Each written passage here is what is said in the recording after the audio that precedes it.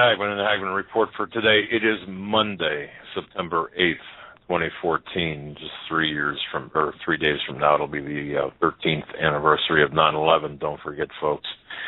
I'm Doug Hagmann, the co-host, along with my son, Joe Hagmann, in studio. Together, we are the Hagmann and Hagmann Report. Folks, you're about to hear 3 hours of incredible programming. This tonight, we did not advertise this ahead of time tonight for reasons which will become clear. However, tonight we've got a fantastic show. We've got Mr. Tim Alberino on the Alberino analysis. In fact, that will be going up on our website at some point during or immediately following our show. The link to Mr. Alberino, the Alberino analysis, Genesis 6 Giants, and of course Steve Quayle. But it's going to be an incredible programming. We're going to be an incredible program tonight. We're going to be talking about super soldiers, and it's going to be dumb, deep underground military bases. Folks, you're listening to the only show where the news, and this is the news of today.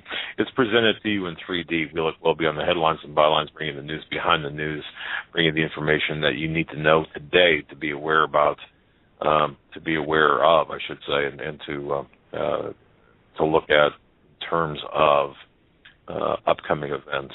Folks, we broadcast live each and every weeknight from 8 to 11 p.m. Eastern time. That's 8 to 11 p.m. Eastern. On the East Coast, of course, it's 5 to 8 on the West Coast, 5 to 8 on the West Coast. Our new home base is HagmannandHagmann.com. We will be you will be seeing a very large update of information, hopefully later this evening, throughout the next 24 hours. I'm releasing a lot of report information from reports that investigative research I've been doing, as well as surveillance, and I think you're going to find it pretty compelling. Also, look for it at CanadaFreePress.com. Folks, tonight we're also simulcast by the Christians United Broadcasting Network. There you can tune us in at the Hagmann and HagmannReport.com, not to be confused with Hagmann and Hagmann, of course.com. I want to thank each and every one of you for deliberately listening to us, deliberately joining us tonight. It's because of you. It's because of your belief and your trust in us as we maneuver through this minefield together, that we exist, that we enjoy our current status right now of being one of the top shows on BTR, as well as very highly ranked in iTunes, ahead of some pretty significant luminaries. I want to thank you for putting us there. And I want to thank you very much for being a part of our extended family. Just thank you. Thank you for your prayers. Thank you for your support. Thank you for your notes, for your emails. We read them all. And I did have somebody email me and says, well, you never answer any of them. Well, we try to. We try to answer as many as possible. But unfortunately, the volume is just tremendous. Having said that, Joe, welcome, and welcome to the studio, and of course you can bring on Mr. Alberino at your leisure here. Yeah, great to be here. Going to be a fantastic show, and Mr. Alberino has a lot of information to get into. Also, a fellow researcher will be joining him at the top of the hour. Tim, are you with us?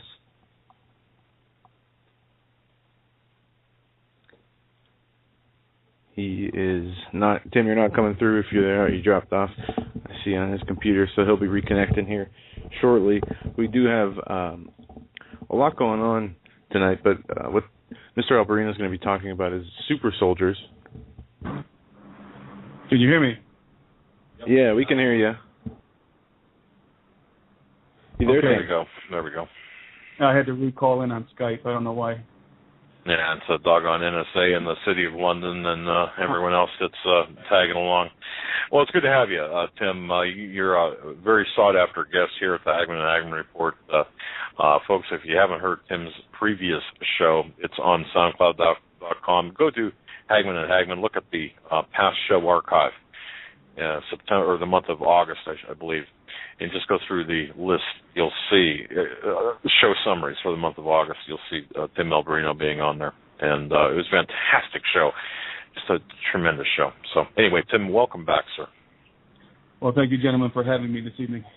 Well, it's our pleasure. Now, you've got some information. Steve called me at, I think it was like 5 o'clock his time or 4:30 his time, and he said, "Hey, you gotta have," he said, "Doug, you got to get Tim on as soon as possible." I think you were scheduled for next week, or we indicated that you were going to be on next week, and he said, "Nah, man, the time is short, and get him on as soon as you can." So tonight is it, and folks, Tim's a little bit under the weather, so got to cut him some slack, and I think we all are here under the weather a tad. I got to tell you. It's just we feel like you ever feel like you're running through a swimming pool. That's kind of how we feel. So that is exactly the way I feel. I'm telling you, it's something. And I've talked to so many people who have respiratory problems or on the cusp of respiratory problems. I don't know what the deal is, but something is not right. But anyway, having said that. So you start us off. You take us wherever you want us to go here. You've got some information. Interestingly enough, I think a lot of people, just to comment to what you just said, I think a lot of people are actually suffering from from symptoms associated with genetically modified food, the consumption of genetically modified food. And because when I lived in Peru for 8 years, my stomach was I had an iron gut. I mean, I've eaten everything. I've eaten, basically every species of monkey in the Amazon and all different kind of creatures and anteaters and birds of many kinds, all kinds of stuff, and never really had any problems until I came back to live in the United States again and started eating the foods in the grocery store, and it absolutely wrecked my stomach. And I can tell you, for the listeners, I have Peruvian friends that moved to the United States, and their stomachs are also wrecked.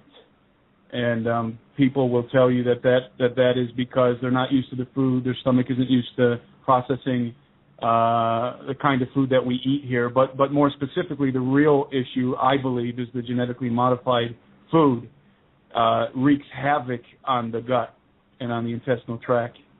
I don't doubt that for a minute. Yeah. But forgive me for asking this pretty academic question.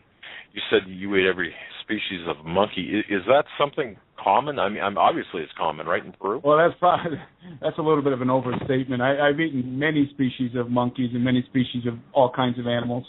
Not for fun, by the way, out of necessity. Living in the Amazon is part of the culture. They call it bushmeat. And where I was, we were deep enough in the Amazon to where these animals were bountiful. It wasn't like we were killing the last species of monkey, for those who are sensitive to those kind of issues. But, it's just part of life in the Amazon is to eat whatever you can get your hands on, basically. Yeah, the last time I was on an Amazonian safari, we, of course, ate a 5-course. No, I'm just kidding around. My goodness. Okay. Well, that's real Amazonian survival tactics, apparently. Yeah. It's interesting. It's interesting to get into the culture like that and live with the families and see how they survive, and really breaks you out a lot. Really, you realize how bizarre a grocery store is after living for a while in a third world country where food you have to go out and get it. That doesn't mean driving your car to the store and buying the food wrapped in plastic. That means you have to go out and get it. You have to go out and kill it or harvest it. Man, that's wow. Yeah, and people don't understand how delicate our supply chain is here with the grocery stores and the 3-day supply of food and as long as people can get their lattes in the morning from Starbucks and their fresh produce and food for supper in the afternoon at the grocery store, everything is fine. And that's the thin veil of false normalcy that we see here in the United States, and people are hiding behind that, or at least that's blinding people to the truth. But we're getting a little off subject. Tim, super soldiers, things that are taking place. And by the way, folks, the Alberino analysis, if you go to stevequayle.com and you click on the right-hand side is a direct link to the Alberino analysis. It's a fantastic audio video, plethora of audio and videos there. The YouTube YouTube channel. Definitely. It's Genesis 6 Giants official Steve Boyle channel. Having said that, sir, go ahead and fire away. Yeah, well, this basically, I decided to do an analysis on super soldiers. I talked to Steve, and he suggested that we do something on super soldiers, which happens to be, it's a very, very broad subject because there's so much information concerning what the government is doing. I wish that I could rattle off the dozens, more than dozens of projects that are ongoing and that are declassified projects. I don't have that information in front of me. There's so much information out there involving concerning the different robotics, the genetics, the nanotechnology, different technologies that are being developed to be used by soldiers of the future on the battlefield and are already being deployed. Most of it is being deployed covertly. Most of what we see, this is something that was really an awakening for me some years back when I realized that most of the equipment that we see being deployed on the battlefields, on the news networks, is old hat.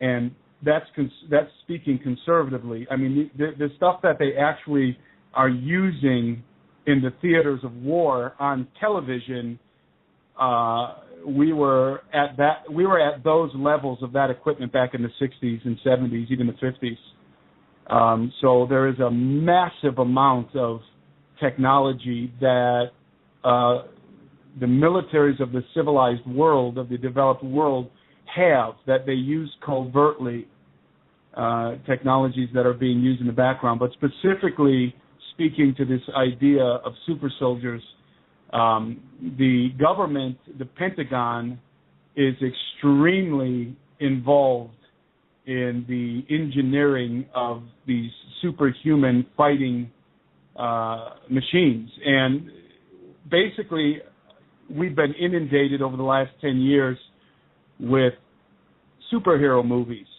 one after another. To this point, I think a lot of people are getting superhero movie fatigue. I mean, there's a new superhero movie coming out every 6 months, at least every year. And that's been going on for, 10 years now, starting with the Spider-Man movies. And, of course, you got the old Batman movies, but I'm talking about a re-emergence and a surge of superhero movies that have been coming out one after another, and I don't have to rattle them all off right now. People know what movies I'm referring to, and most people go to these movies.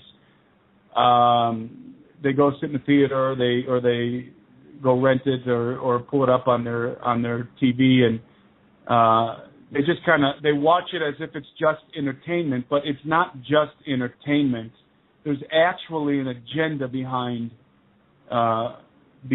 what they're doing with these movies, and without getting too conspiratorial, they, for one thing, they tell us what they're doing before they do it, but another thing, because movies are such a concrete part of our lives as Americans in the whole Western world and developed world, it's a good way to acclimate us to new technology. It's a good way to acclimate us to things that are coming in the future. It's a way to engage us without having to politically engage us, because most Americans, I shouldn't say most Americans, I should say a very large collective of Americans at this point do not even have the capacity to think in political terms, to think in strategic terms, which is a sad statement. But and I always make this statement to my friends.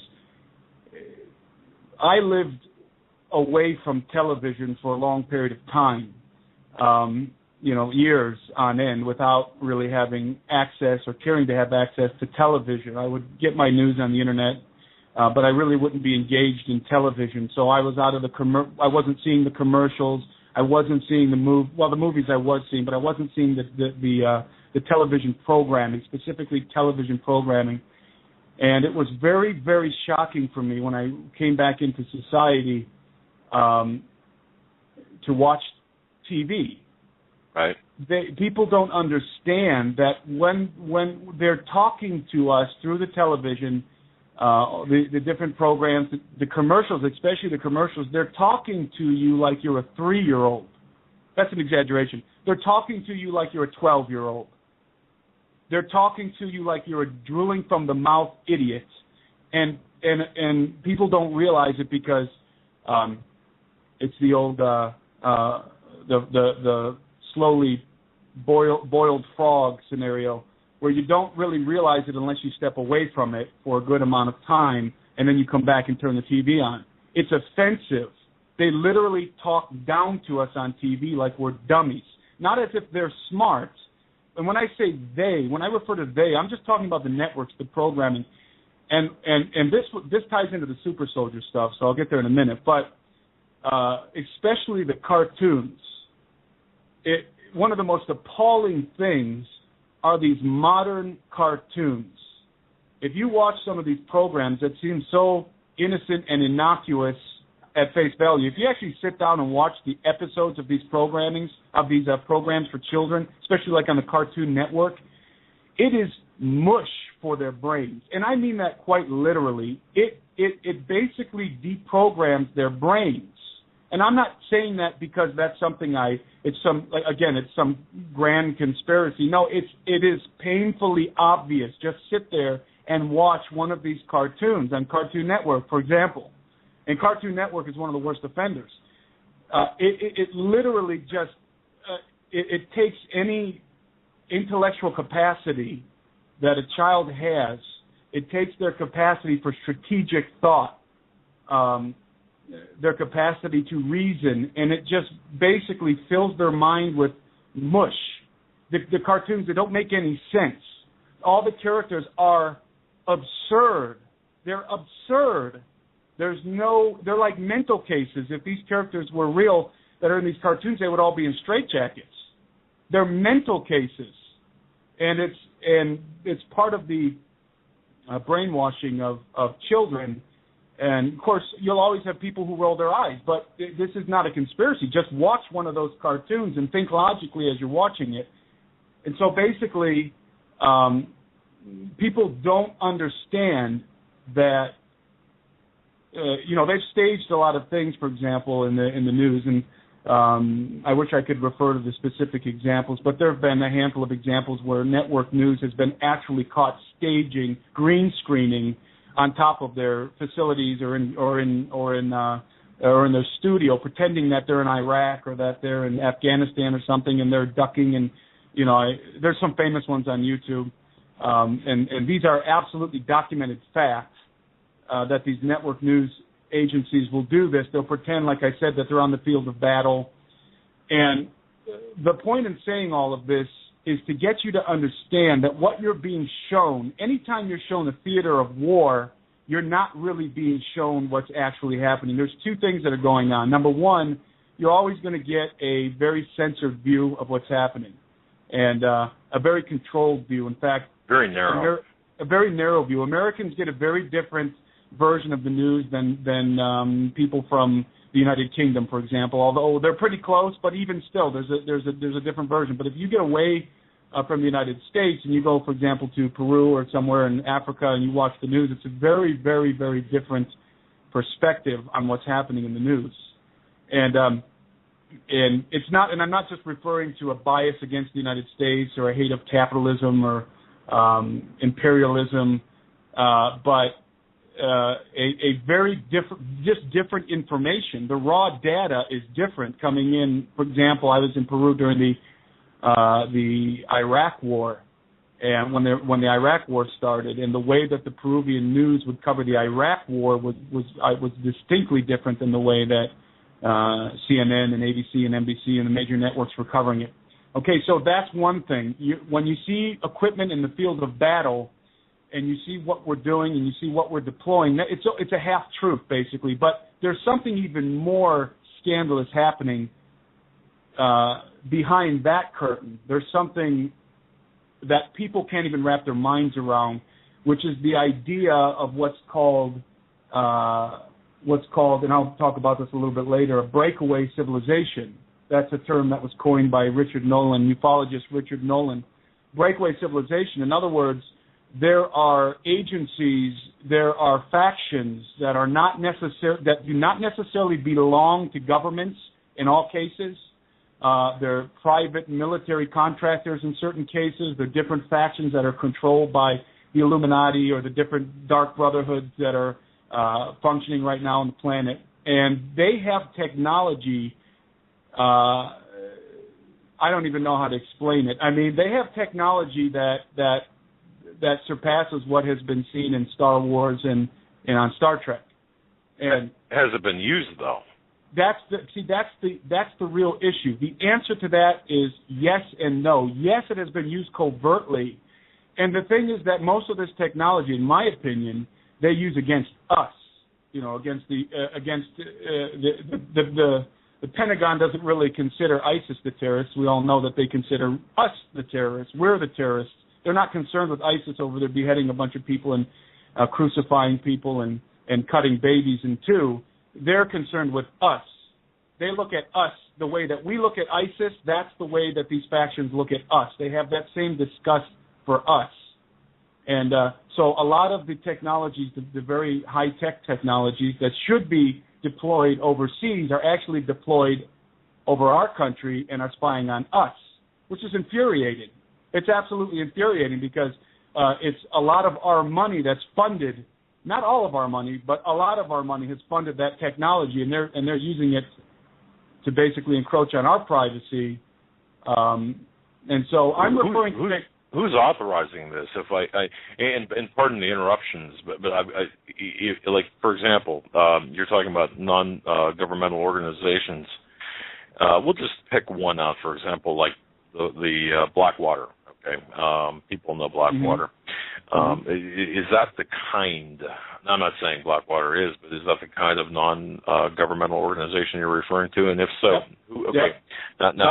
Whack and Hut's another popular one that people know about. Private military contractors. The government, a misnomer about the government is that the government doesn't micromanage everything. It just can't. It doesn't. The government hires private contractors, and most people are familiar with that. And so obviously the military-industrial complex is part of that. That's what Eisenhower warned about. And these private contractors, they're given the funds, which come partly from us. The above-board, the projects that are known are funded with taxpayer dollars through the congressional budget. But the projects that they don't want anybody to know are funded through what's called the black budget. And the black budget, they get their funds through extremely nefarious activities like gun running, like drug running. They do. They're involved in the prostitution. They're involved. It's basically the most wicked, vile, corrupt activities are where they draw that money from. So they're actually even involved in the sex trade. And these are organizations. The CIA has ties to this stuff. The NSA, I'm sure, has ties to this stuff. The CIA definitely. And they derive, they have these income streams that the public has no idea about. And why would they do that? Well, it's very simple, because they want to fund things that they don't want the public to have any idea about. They don't want public debate about the things that they're doing in secret. That's why you do things in secret. That's why you do things in secret. The Bible is very clear about that. You know, they practice their wickedness in secret, away from the eyes and scrutiny of the public. And so what they're doing in these black budget projects is morally questionable activities, to put it extremely lightly. And that's where all the real experimentation is happening. It's behind the curtain of those black budget projects. So you have these projects that are being funded by nefarious income streams, and they're completely kept away from the public eye for two reasons: because they would be morally apprehensible, for one thing, and another thing is that they don't want, like I said, the public debate. They don't want to have a public debate concerning whether or not it's ethical to cross a human genome with that of a tiger, for example, and that's not something that they're necessarily doing exactly that scenario, but just to give you the idea, they don't want to have the public debate about that because obviously there's a public debate, and on the surface level that we all live on, that's a very debatable issue, obviously, and there's so many different hang-ups that you run into when you talk about cross-species genetics. I mean, does the entity have a soul? How human is the entity? Where are the borderlines between human and non-human, and all sorts of things that Tom Horn and Steve Quayle really document, especially in Steve's book Xenogenesis. These are arguments that, as far as the Pentagon is concerned, they don't have time for them. And on one level, you can understand why they don't have time for them, because the Chinese don't care about those arguments. The Russians don't care about those arguments. You think the Chinese care about having those kind of discussions in a public forum? So on one hand, you can understand the impetus that's driving this at the Pentagon. They're thinking we've got to catch up, or we've got to play the same game by the same rules. And those rules are rules of secrecy and lying, deception. And so in order to compete with some of these other nations that are already beginning what's referred to as the new arms race, by the Jasons, by the way, and different government think tanks, this is the new arms race. Actually, I would say this is part of the new arms race. The other part of the new arms race involves the different aeronautical vehicles that they have flying around in space between the planets. Yes, I said between the planets, to the moon and all these different places where they actually have installed bases. But this is a part of that. This is a part of that whole scenario, is the engineering of super soldiers, and that engineering is happening. They're integrating many different kinds of technology. I mentioned a few of them already: the genetics, the robotics, the nanotech, and the artificial intelligence. Well, Tim, if I can stop you right there for a second, because we're still, in my mind, a little bit, I'm still on the who.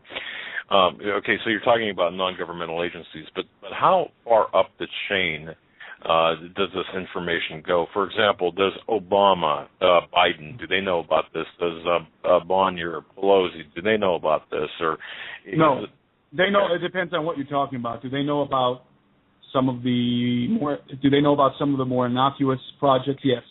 Do they know some of? Remember, there's plausible deniability involved in this too. So there's some things that it wouldn't be good for them to know, in terms of if it ever came out, if it ever came to the light of day, they could step back and say we had absolutely no knowledge about this, and that's something that Obama is a professional at doing. He learned about it from the news. I mean, he'll learn about it from Fox News or CNN, just like us. That's plausible deniability. Although most of the time he's lying about that, but he would be telling the truth when it comes to these black budget projects. Look, presidents come and go.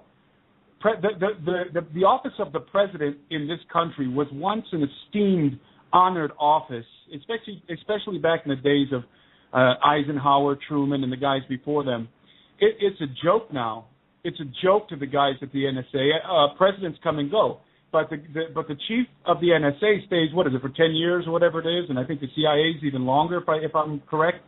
But some of these agencies, there's agencies that are functioning that people still don't know about. Remember, some years ago, I forget how many years it was, what was it, 15 years ago, 20 years ago, most people didn't even realize that there was such a thing as the NSA. I mean, it's an absurdity at this point, if you think about it in the context of 20 years ago, to turn on Fox News and to see Brett Baer interviewing the chief of the NSA, the director of the NSA. For people who have done their homework and who have investigated the NSA and these different organizations, that's absurd to think that in the days we live in, they're actually showing the face of the guy that runs the NSA. Because I contend that one of the most powerful people in the United States is the director of the NSA. So, right. Yeah. so the presidents are these are just Illuminati frontmen and mind-controlled. They have all Manchurian candidates. They have programming. They have Luciferian programming. those are the kind of guys that become the president of the United States. Gone are the days of Dwight Eisenhower, believe me. Understood. Okay. And that makes sense. Yeah, that makes perfect sense when you think about it. If you're going to do things, you're going to do things like this. You're going to do things under the cover of darkness, and obviously you're not going to have the most seen man, or transparent, allegedly transparent people, knowing about this kind of stuff.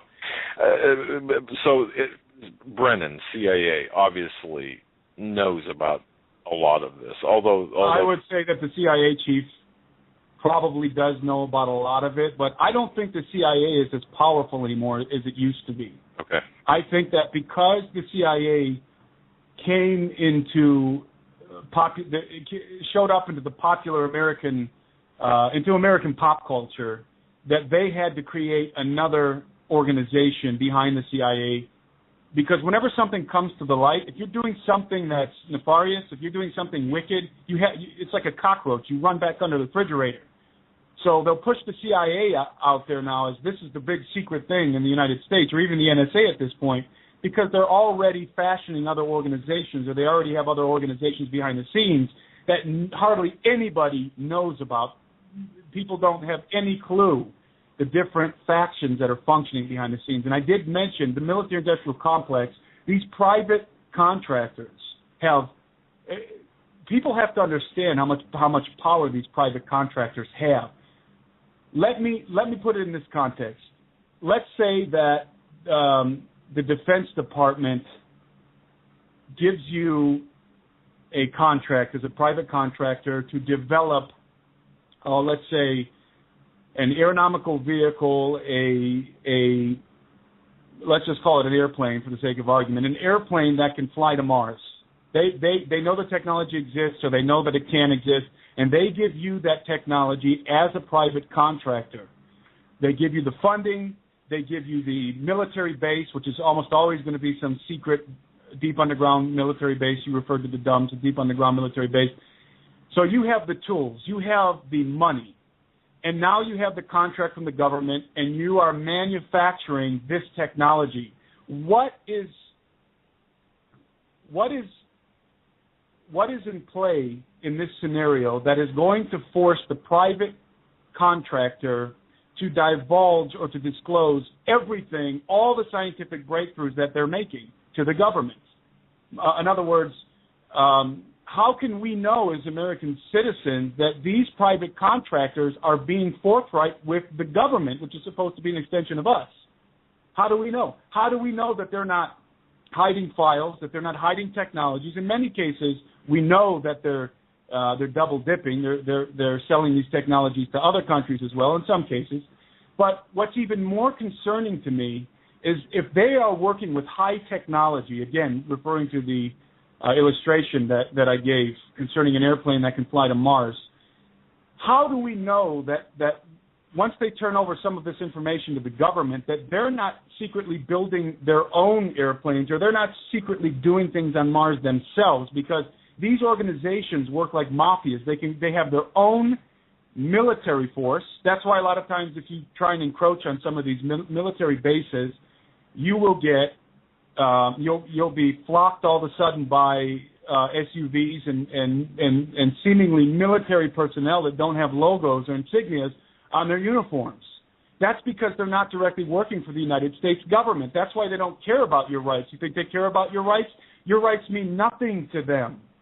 They don't work for your government. They work for their employer, whether their employer is Hagmann or whoever. They work for their employer.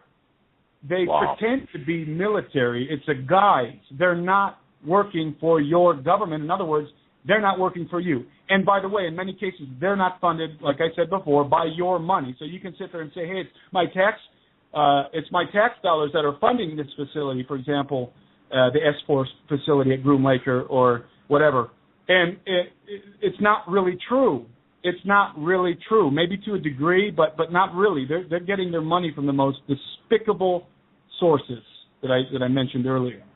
So it's a very convoluted situation. There are so many factions at play, and you have to wonder, Doug, does the government really have a handle on that situation? What if some of these military contractors go rogue? What if they had developed this technology, and in many cases we're talking about very, very powerful technology, and they decide that, you know what, we're done working with you. Well, who are they working with at that point? I mean, you can envision an internal war, and probably has happened between the Pentagon and some of these contractors that have gone astray.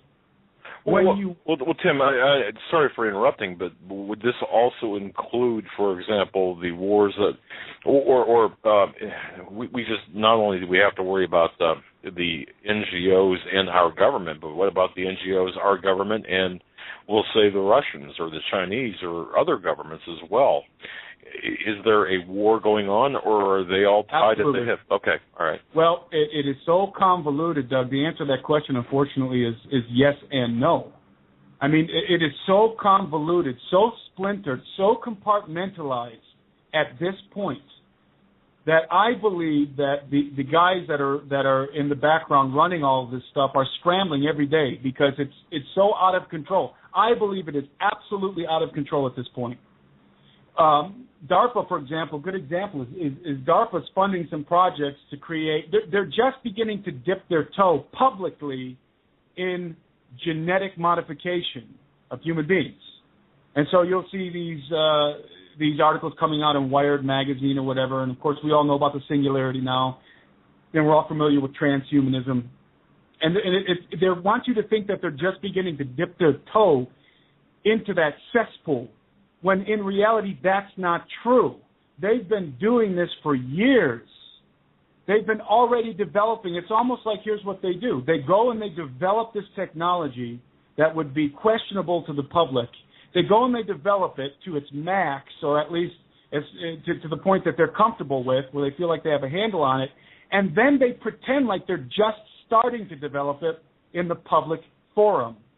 That's what I was referring to in the beginning when I was talking about the news agencies showing you theaters of war and we're using the Abrams tank and this and that. You know, that's it's ludicrous. It really is ludicrous. Listen, I'm looking at some notes here. Listen, we were back in the 1980s. We were, and this is on record, by the way. This is absolute documented fact. Back in the 1980s, we were flying the SR-71 Blackbird and its predecessor, the Aurora, back in the 1980s, and those are projects that were developed in Area 51. These aircraft are far superior to what we're using in let me say it this way, the conventional theaters of war. That the aircraft that we're using on the conventional theaters of war, and that's anywhere on the surface of the planet that the news covers. That's a conventional theater of war, because the unconventional theaters of war include the moon, include Mars. These guys are using Stargate technology. I mean, you can see why at this point in time it is so hard for people to catch up. It just blows your brains out. The amount of information, it's just such a download, a data dump when you really tap into what's going on. It is at this point so overwhelming because they're so far ahead. I mean, they are so far ahead with the technology. So when we talk about the development of super soldiers, if we see that there is a agenda to develop super soldiers on the surface, understand that they've already done everything they're thinking about doing on the surface. They've already done it under the ground. There are over 200 deep underground military bases just in the United States. And when I say deep underground military bases, we're talking about bases that go miles down. These aren't just little bases with a few rooms and maybe a few underground hangars. These are, in some cases, cities. These are cities under the ground. Now, I know we're veering a little bit off of the super soldier. This all ties into the idea of super soldiers. I have a question, and this is verifiable, absolutely verifiable that these underground bases exist. They're all connected by magneto-leviton trains, or maybe they have an even more advanced technology at this point, but it was said some 20 years ago that those trains could cross from the East Coast to the West Coast in 45 minutes. So these underground bases they're all networked together. They all have different purposes. They're all run. Some of them are run by different factions. Some of them are legitimate. Some of them are legitimate Pentagon installations that are built for the president or whatever, for the Congress, such as the ones at Weather Mountain, which is, again, that's old hat too. But the idea is, let me just paint a scenario. This is a very scary scenario, and this is probably going to be a very uncomfortable 2 hours for people who are listening who don't know about this stuff.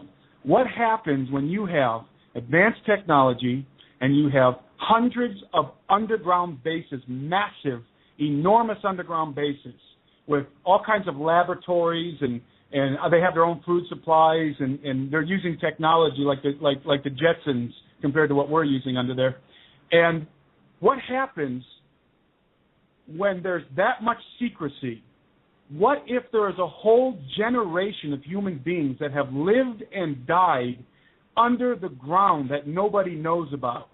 I mean, is that a ridiculous postulate? I think it's logical. If they're doing this, and we know much of what they're doing is nefarious, and we know that the Illuminati is involved, and we know that the occult is involved, then what they are doing beneath the soils of our cities, beneath the soils of our quiet suburbs, the things that they're doing are the most vile, wicked, nightmarish things that you could ever imagine. There are no Hollywood movies that can accurately paint the picture of some of the things that are happening, again, beneath the soils of our quaint, quiet suburbs. But Tim, somebody's got to build. Okay, this might sound totally naive to the listeners, but I'm sure somebody out there is thinking this. There are people that have had to build these cities. Yes. Okay. How can you keep these people quiet? I mean, wouldn't they haven't been able to? Well, sure. People have come out and leaked all kinds of information about underground bases, and in most cases, they die. Remember Phil Schneider? I don't know if you're familiar with Phil Schneider. Yes. Phil Schneider, who was making his rounds, I think it was in the 90s. He was on a speaking circuit, and he had 13 attempts on his life in 1 year. 13 attempts, and Phil Schneider was a geologist working for some of these private military contractors and other organizations, sometimes directly for the government, sometimes for the contractors. And so he had a very high clearance. I don't know exactly what clearance he had. I think he mentions it in some of his videos. But Phil Schneider was involved in the building of one of the most well-known underground bases, the underground base at Groom Lake. And Phil Schneider, he has absolutely amazing story. His testimony is absolutely amazing about what happened to him. I don't have time to go into it now, but for people who haven't heard of Phil Schneider, look up Phil Schneider on YouTube. This is somebody who had 13 attempts on his life in 1 year. They finally got him on the 14th. They choked him with a catheter and tied his hands behind his back and choked him with a catheter. And Tim, that's what happens. These guys, they come out and they divulge secrets and they end up like Phil Schneider. Yeah, and if I remember correctly, go ahead. The police ruled that death a suicide. Oh yeah, they ruled it a suicide. His hands were tied behind his back and they choked to death with a catheter. That's yeah, and he exposed the Denver International Airport underground. Yes, he did. Areas there. Yes, yeah, he is. I would also do what Tim suggested and look him up and look up some of his speeches. They are very important. They are. And that man, he was. This isn't just some conspiracy theorist. This guy was high level, a top geologist. I think he mentioned that there were only 13. I think it was 13 or 10 or 8, somewhere in there. There are only, let's just say 13 for the sake of, or 8 people in the civilian world that had the clearance that he had, because he was involved in building these deep underground military bases. And again, that's why these things leak. They leak into the public domain, but they're automatically there's first of all, let me say this. There are on the internet pictures let's just say this. There are pictures on the internet of real aliens, okay? Real, what do they call them? The EBEs. There are real pictures of these entities on the internet. However, you'll never be able to find out which ones are real. Why? I'll tell you why. Here's the strategy, and this goes for the underground bases. This goes for the bases on the moon. This goes for the bases on Mars. This goes for the super soldier projects. This goes for everything that has to deal with what we're talking about. The reason why you'll never find them is because the government doesn't go and try and take them off. The internet's too big, too many people connected. Somebody can upload another one, the same one, next week or whatever. The documents can be emailed to 1,000 people at one time. That's not a winning strategy. The government will not go and try to eradicate that information off of the internet. In most cases, it does employ that strategy in certain cases. But what I find is far more common is what the government will do instead of, let's say that there's a video, an autopsy of some kind of an alien or something that's online, that's real. What the government will do is they'll produce a fake one, or they'll produce 20 fake ones, and they'll inundate the internet with fake ones rather than try and get rid of the real one. That's the strategy that they employ. Anything that's true, rather than trying to weed it out because it draws attention, because it basically certifies, for example, in Phil Schneider's case, that man was telling the truth. So instead of trying to, in his case, they went and killed him. I think that's what they were doing in the beginning until the internet came around. Once the internet came around, they had to change their strategy. So at this point, they're just inundating the internet with fake stuff. Disinfo agents are everywhere. They call them trolls on the internet.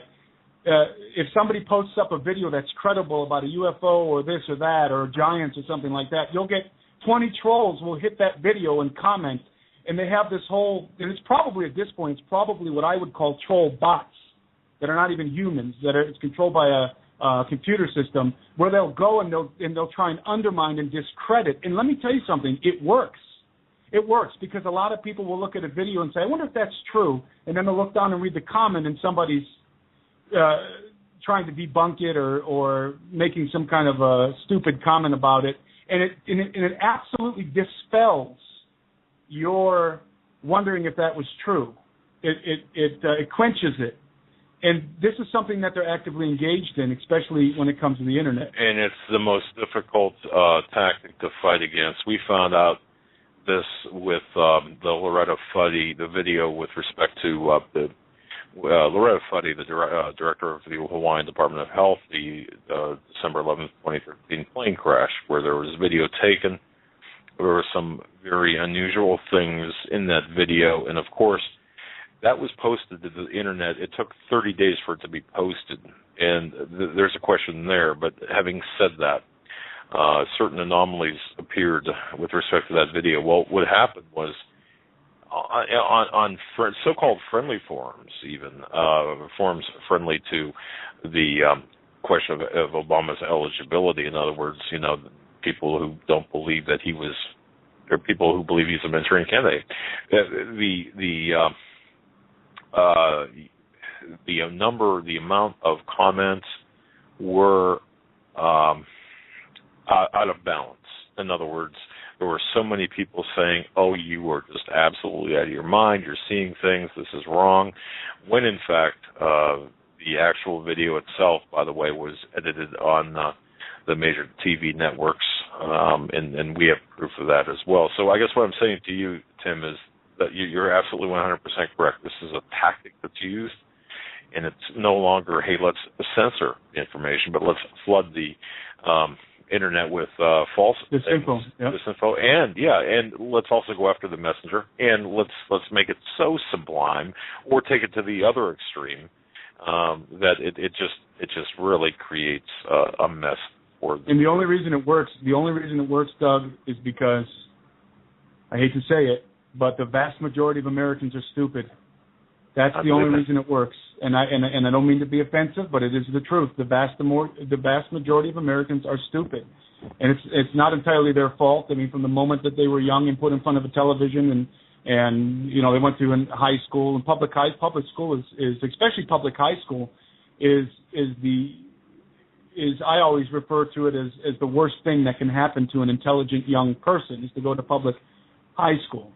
And so the objective is to inundate the internet, especially the internet, with disinformation, because the news networks, they're not going to cover most of this stuff. The only place you're going to find the truth is if you go to the internet, Steve Quayle's website, if you listen to your guys' broadcast, read the Tom Horn books and all these other guys out there, look at the Phil Schneider videos. That's where you're going to learn the truth, but you have to have discernment. You have to know, you have to have the faculty of critical thinking, which we're not being taught, especially with the new agendas with, what do you call that new curriculum? Common Core. Common Core. Yeah. Common Core. I mean, they're intentionally breaking down the process of critical thought, and they're dumbing it down to such a point that young people will not know how to think critically. I mean, they already don't. Have you had a conversation with a teenager lately? I mean, they already don't think critically, and this is vastly different than the young people from 30, 40, 50 years ago. The very way that we think has been molded and changed. They don't want us to think critically. They want us. The first thing they want us to think, if we see something questionable, if we consider something like UFOs or super soldiers, they want the word conspiracy to just flash in our brains in big yellow letters. That's programming, by the way. That's what they want you to think. If you hear about Russian soldiers training in military bases in the United States, the first thing they want to pop into your head is conspiracy. And that was actually a CIA initiative, I think, back in the 50s. And interesting.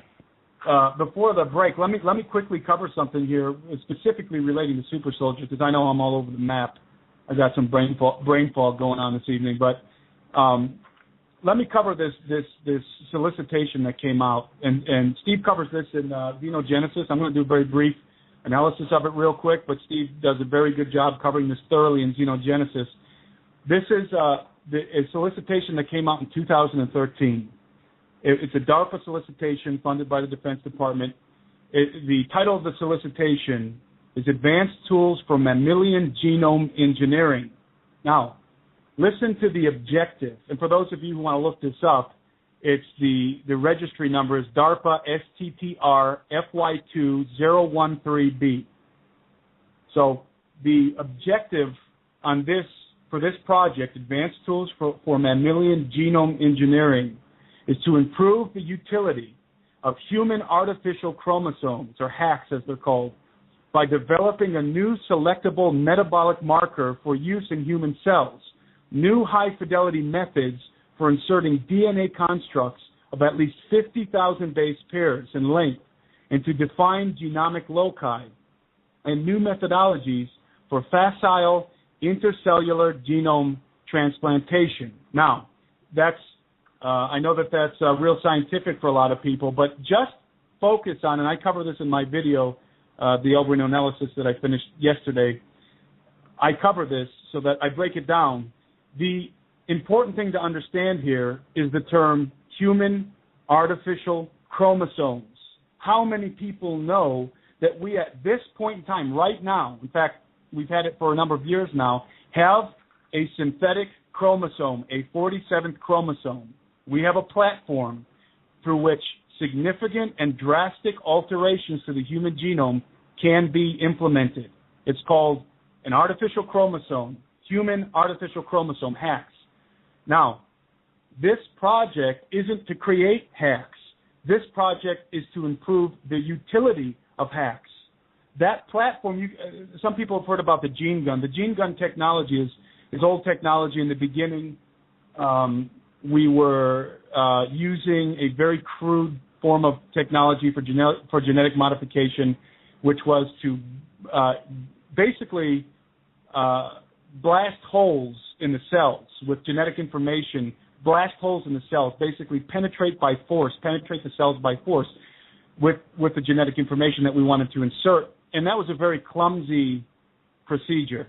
And then we started using virus vectors, which we would use viruses. We would empty out the genetic information that they usually deposit into the cell. and we would put our own genetic information. But both of those procedures are extremely limiting. You can only basically insert tiny snippets of DNA using those procedures. So what we've done is we've created an artificial chromosome. We went and said, instead of having 46 chromosomes, let's create a 47th chromosome. It's a lot smaller than our other chromosomes, but it can contain far greater amounts of genetic data than the gene gun and the virus vector platforms. This platform, the hack platform, they know that it's capable, and this is coming from the document, that hacks have the capacity to contain extremely large segments of DNA, potentially up to or surpassing 1 million base pairs. All right, so that means that if they use these hacks to their full capacity, they can modify 1 million base pairs at a time in the human genome. That is significant change, and I don't have time to break down what base pairs are and all the genetics. Just understand this: that's vastly superior to gene gun technology and to virus vector technology for manipulating the human genome. And look what they can already do with the vector viruses and with what they're doing at Monsanto, the extreme alterations that they're already able to produce in plants. This is way more powerful than that. And this project purports to be for civilian use. Basically, they're talking about, they want this to be, they want this technology to be applied in the private sector and in the public sector. So they're pretending like this is for the public good. And yes, this technology is coming. It's called the genetic revolution. It's coming. It's right around the corner. There will be a genetic revolution, and it will change everything. But the real agenda here is super soldier technology. They want to be able to modify vast amounts of genetic information, genetic material in human beings, because this is one of the primary ways, genetics, that they're building these super soldiers. Now, take that information. That was a real solicitation by the Department of Defense, by DARPA. That solicitation has become a project. That project is underway right now. In the future, there will be an artificial 47th chromosome available to the public. Okay? That's why in my video I call this the beginning of the end of humanity as we know it. This is the beginning of the end of humanity as we know it. We have a 47th chromosome, and the kind of material that obviously the public sector they're going to focus on eradicating the genetics that lead to cancer. They're going to it's going to start off it's going to start off splicing human genes to human genes. But we're going to realize really quickly, and we already know this, by the way, that there are vastly more significant modifications that can be made, upgrades, if you will. That's what the transhumanist community views it as. If we splice non-human DNA into the human genome, we can, for example, eradicate. We know this already. We can eradicate certain kinds of cancer. But you can't just pull material out of the human genome. You have to pull a piece out and replace it with another piece that will fit. You can't just destroy it, because if you were to just pull it apart, that's tandem to being hit with high doses of gamma radiation, where your your nucleotides just get blown to pieces, where your genome just gets blown to pieces, and you get genetic freaks basically as a result of that. So you get a dysfunctional human being if you destroy the genetics. But if you improve is really not the right word, if you modify the human genome, you can get a functional being that's no longer fully human. That's upgraded, again, according to the transhumanists. Wow. Great stuff, Tim. With that, we're up against the top of the hour break. We're going to take that now. We're going to come back in hour number 2 with your fellow researcher, Darren. He's going to be joining us with you, and we're going to continue talking about these super soldiers and the deception that is happening all across the world right now. Folks, you're listening to the Hagmann and Hagmann Report on this Monday, September 8th, 2014. True. You can't handle the truth. I was reminded as well during the break, the article that I had written titled Life as an Investigator is Like a Box of Chocolates. Now, that is actually serves as the first chapter of Xenogenesis. That's Steve Quayle's book. But it also is published at HomelandSecurityUS.com. Just put in the search box of chocolates, and you'll read that article, which, again, serves as chapter 1 of Steve Quayle's book. But the reason I brought that up is what Tim is talking about. The context of that, that incident took place about a quarter of a century ago. And when I first presented this to someone, I'm not going to get into detail, but I was told, if you publish this article under your own name or your name, because I don't use a pen name. I publish under my name, period. That's it. Take it or leave it. But I was told, your credibility will take a hit. Well, so be it. After investigating the story, after understanding exactly what was being said, the silvery nano thread, the parasite type thing of the strands of DNA, I published that. And I got to tell you something.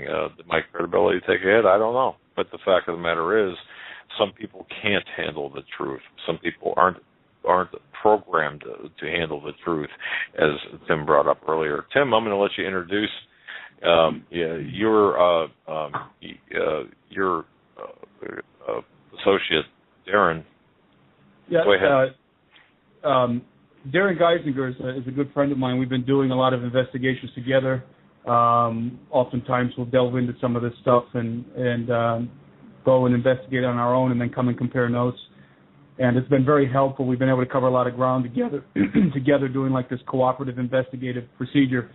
So I wanted to bring Darren on tonight because there's a lot of information to cover, a lot of very interesting things that we've both looked into, and I want to make sure we cover a lot of the, I know we only got 2 hours left, but anyways, Darren's a researcher and a good friend of mine, and I'm going to want him to jump in a minute here. I want to finish a thought here before, because we're going to go in a specific direction when Darren gets on. But I wanted to finish my thought here, and I apologize to the listening audience tonight. I'm so scatterbrained and have so much brain fog right now. But this is really important information. I know I'm spitting out a lot of bizarre, seemingly arbitrary information right now. I'll try to slow down and be a little bit more methodical. I want to talk about real quick to kind of give you some context for some of the wilder statements I made previously, which are true, that if you see something like the advanced tools for mammalian genome engineering solicitation pop out in the public, understand that they've already accomplished this under the ground, literally under the ground, both literally and metaphorically, under the ground in a military base, and metaphorically because it's been hidden away from your eyes. So a good example of this is a particular underground base, which many people have heard about, the underground base in Dulce, the Dulce underground base near Dulce, New Mexico, which is a very famous underground base that many investigators have tried to prove exists, and it does exist. And there's a lot of corroborating information concerning the Dulce base. And the Dulce base, the things that they're doing in the Dulce base are some of the most horrific things that you can imagine. One of the primary functions of the Dulce base has to do with genetics. At least it did in the 80s. I assume that it's still functioning in the same capacity. If not, they've moved it somewhere else. Almost all of these underground bases, by the way, are working with genetics, among other things. They're very, very interested in genetics, and they've made. Let's just put it this way: they can clone human beings at this point. They can make carbon copies of human beings, and there's a whole science behind that, and we don't have time to break that down. But the reason why I mentioned the Dulce case is the Dulce base is because there is a lot of corroborating information to the existence of this base. Steve Quayle often mentions a U.S.-Russian double agent that was an intelligence professional with cosmic clearance or something equivalent that he was working with in the 90s, in the late 90s. He hired the guy to do some investigation and because the guy had high clearance. Now, this guy actually corroborated the information concerning the Dulce base. And the reason why I'm bringing the Dulce base up is because the Dulce base, again, it's in New Mexico. It's supposedly or allegedly under the Archuleta Mesa in New Mexico, and it's a very expensive underground base. And supposedly allegedly they're doing horrific genetic experimentation. They have been since the early 80s at least. And they've actually have leaked some things from the Dulce base, and somebody's come out and leaked years back, I think in the 90s, early 90s, that they were able to confirm 7 levels to this base. And the first 3 levels are just security, human staff housing, executive offices, and laboratories. But once you get to once you get to level 4, it starts to get very bizarre, and you have to have very high clearance to get down there, because level 4 allegedly is mind control. Level 5 is alien housing, the Greys, whether you believe that or not. Level 6, it was said to be genetic experimentation. They call it the zoo. Level 7 was cryogenics and cold storage vats, which was also referred to as Nightmare Hall for some very appropriate reasons. So this U.S.-Russian double agent that Steve was in contact with actually was in the Dulce base. And this was, he actually corroborated and verified that this base exists and that they are doing genetic experimentation. He was actually on the floor, level 6, on the zoo level, the level where they're doing human genetic experimentation. And Steve tells the story often, and that this hardened U.S.-Russian double agent spy assassin, mafioso guy, broke down like a baby and cried with Steve, telling him what he saw on the genetic level of the Dulce base and on the genetic experiments level referred to as the zoo. The horrific genetic experimentation that they're doing, crossbreeding humans with, or I should say genetically modifying humans by doing cross-species genetics with all kinds of different animals, and that they were creating these aberrations that were suffering and crying out for help. And it's a very I can't even wrap my brain around that, Tim. I mean, as hard as I'm trying, and it's not that I don't believe it. I'm trying to envision that, and it's difficult to do. And folks, I mean, I guess that's by design, isn't it? It's difficult to Absolutely. really, to really think about that and to envision that. That is by design. And the Russian's name, by the way, is William Armstrong, or AKA the Maverick. And Steve has talked about this extensively on the radio. He's mentioned it a handful of times, at least, that I've heard on the radio.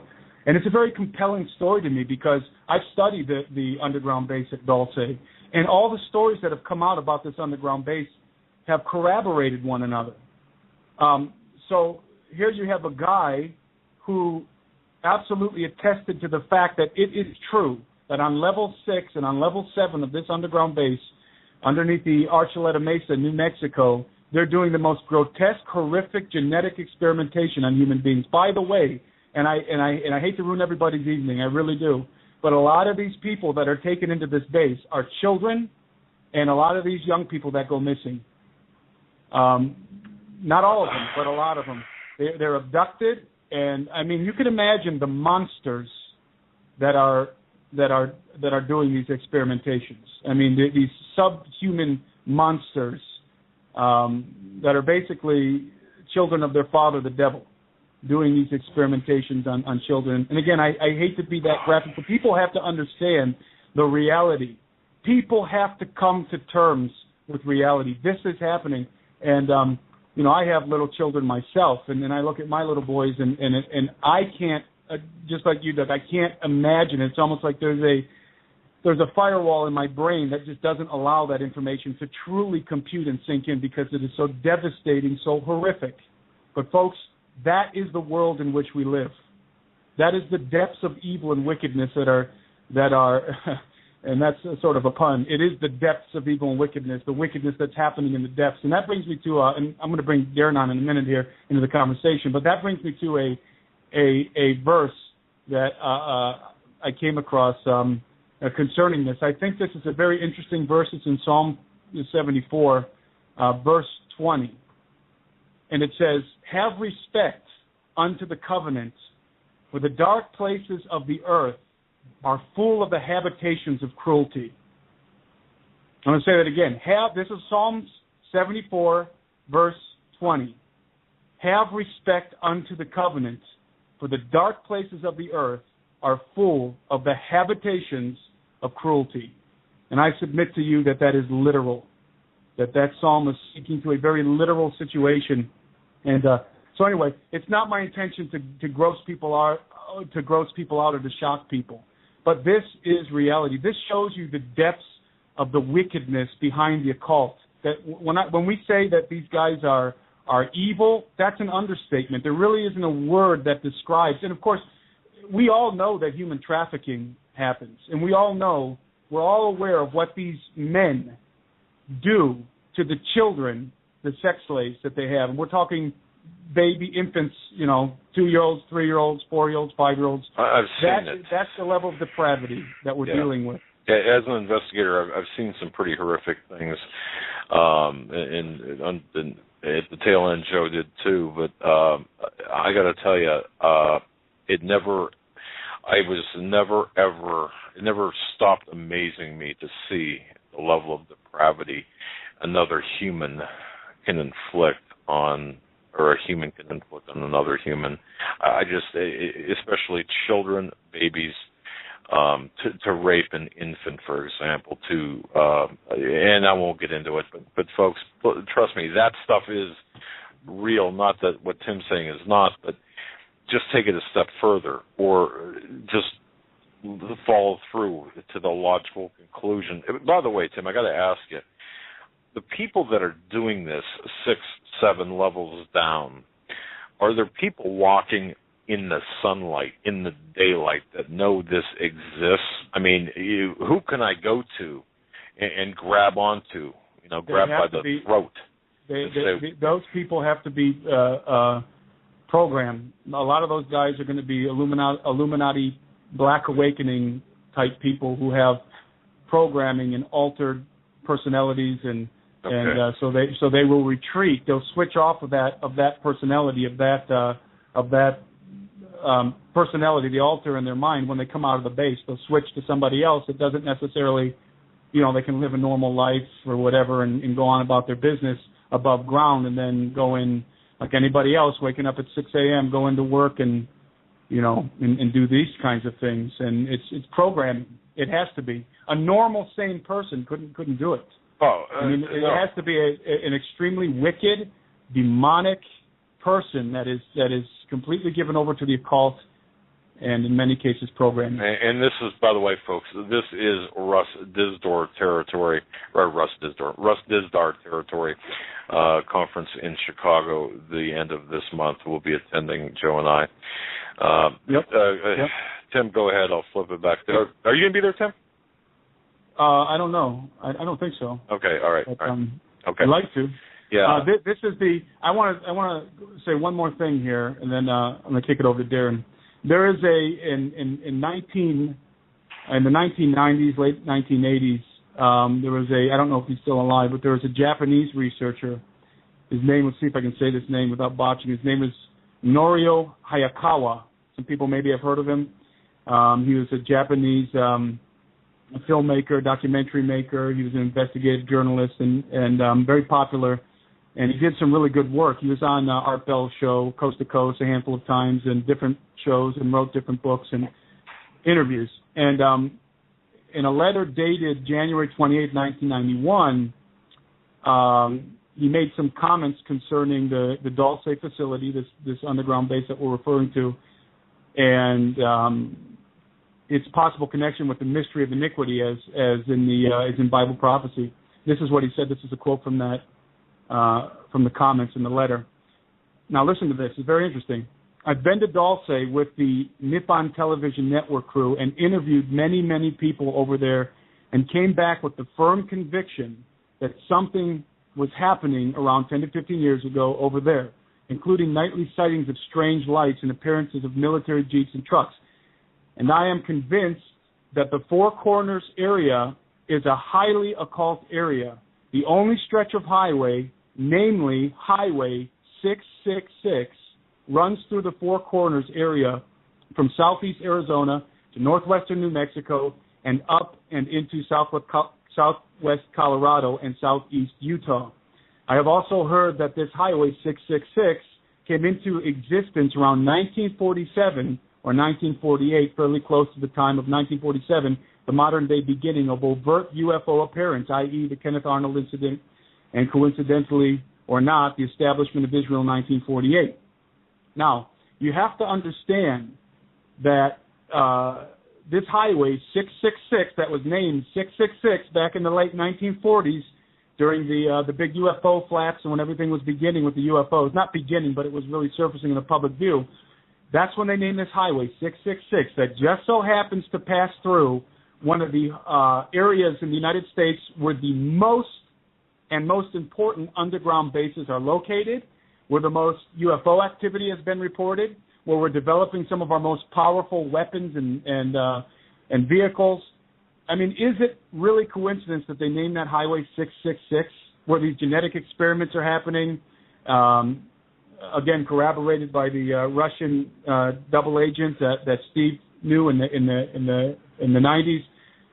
There's something very satanic, very Luciferian, very carefully planned out happening in that area of the United States, and it's happening under the ground.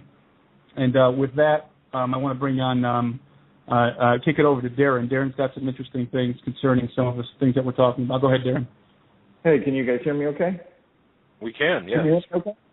Okay. Well, I have some brain fog and throat problems too, so we'll make a good team here. Collectively, maybe we can get out some cohesive thoughts. But to comment on what Tim's saying is that I have been researching and tracking a few things, and I'm just asking the Lord to give me discernment as to what's true and what isn't. Because as you read and research, you don't know what to believe, but the Lord has just sort of tasked me with tracking a few things that are going on, and a lot of it has to do with underground activities and underground entities and how this fits into what you guys are talking about.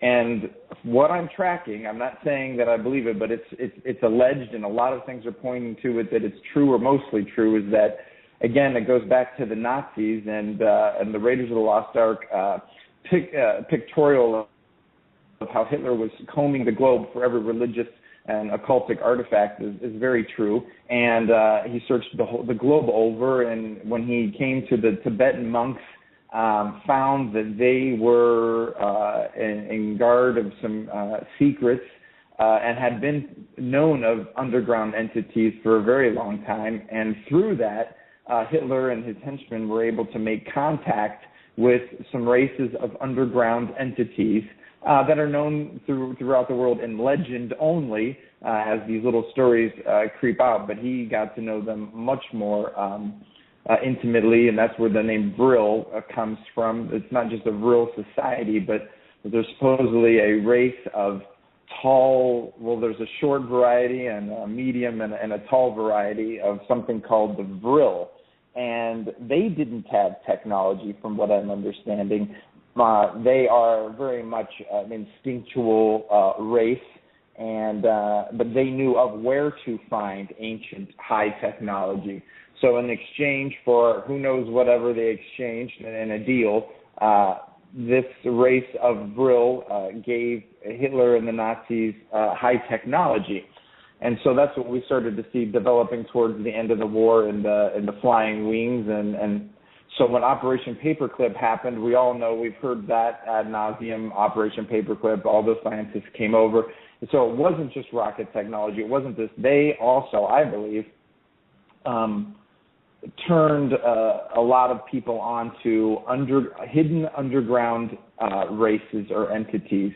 So when the drilling, I know a lot of people that research this might think that they're alien, and that when we were building our bases, somehow they took over these bases and we had to, well, we were in a cooperation and maybe they took, no, I think they were at the deepest levels underground, and there was no way to go down there without making deals with them.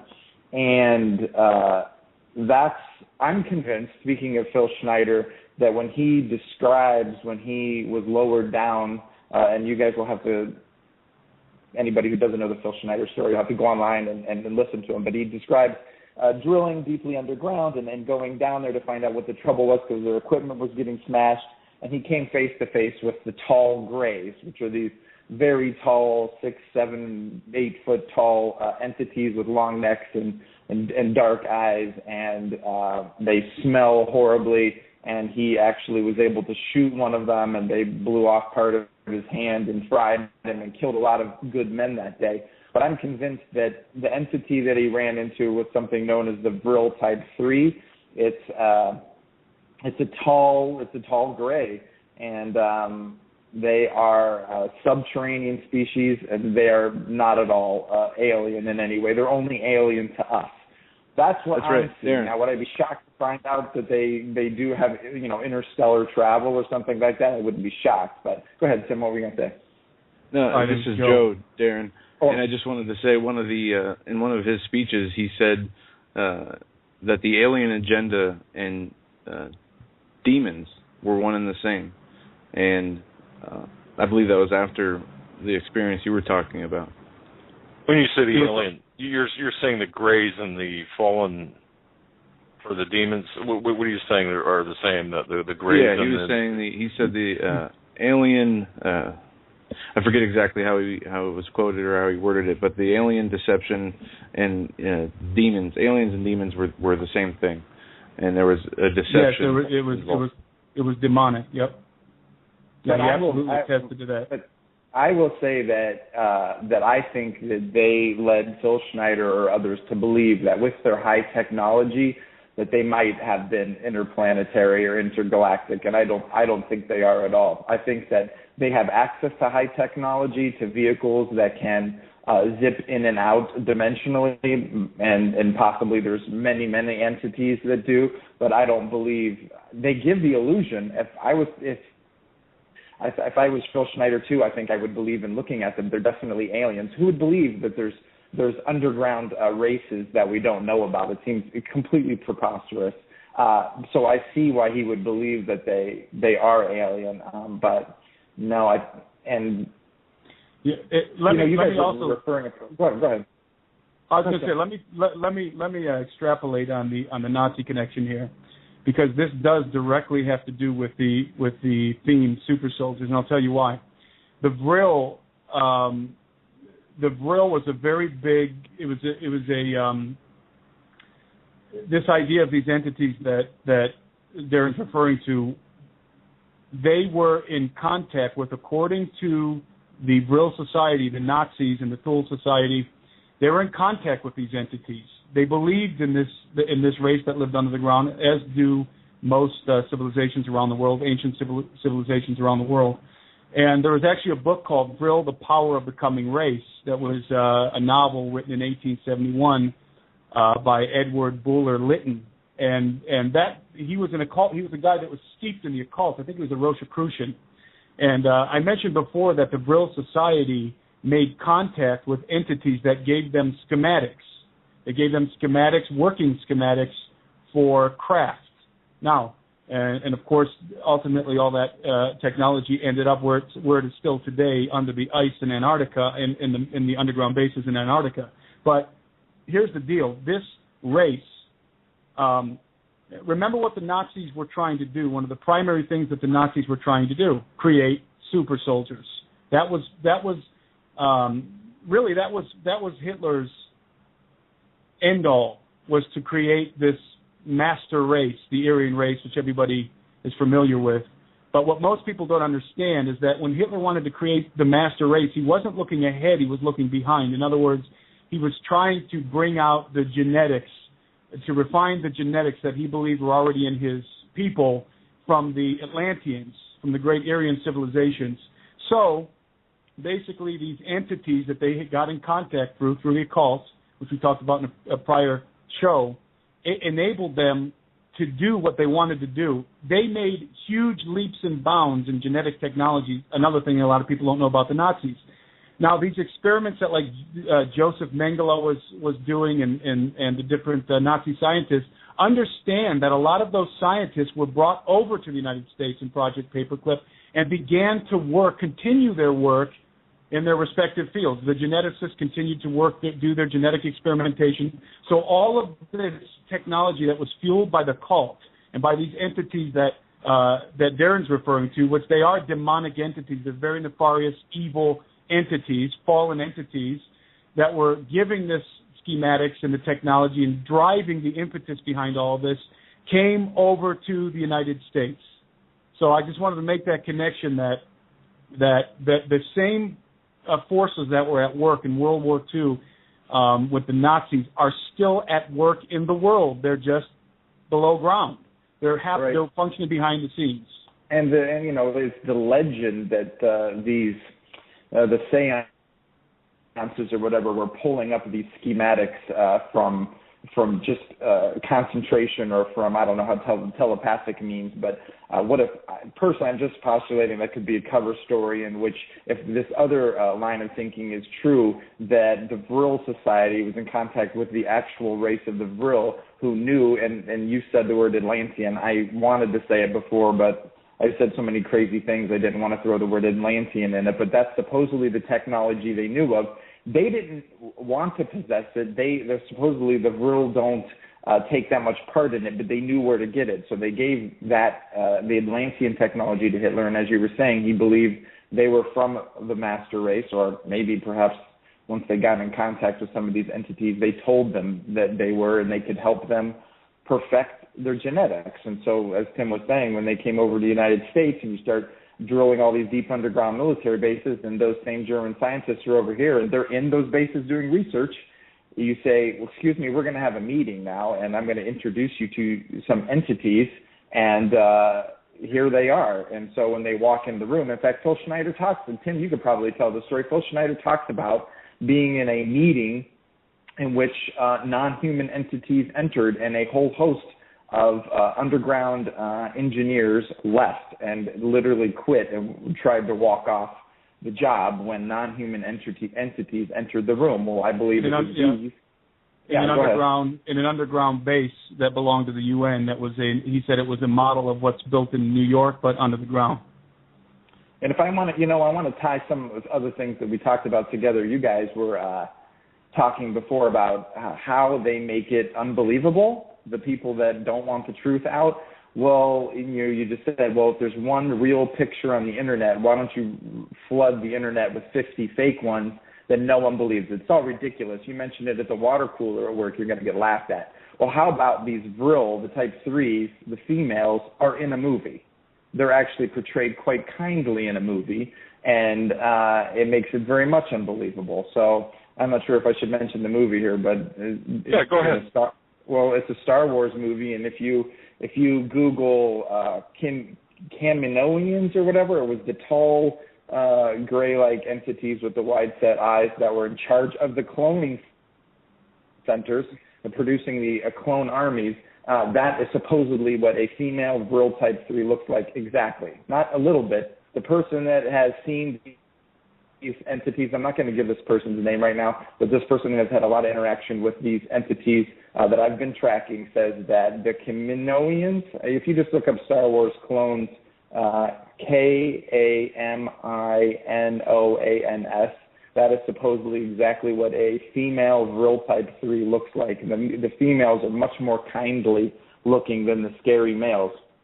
But anyway, to stay on task with their point, if you put that in a movie, now, if that ever comes out and someone ever claims it to be true before the elite wants it to be known, you're going to be laughed, out of the room. Of course, something from Star Wars can't possibly be real, but supposedly that's exactly what they look like. And so whoever made that movie, and I think we know some of the people who did make that movie, know all about them. So I just want to say, go ahead. I was just going to try to bring it back to super soldiers so we didn't. Well, yeah, that's exactly what I was going to say. Well, we have Captain America, and we have all these superheroes, and these are genetically modified beings in most of the cases. These are genetically modified beings, and people, if you present this information to people in the form of Captain America, how do they react?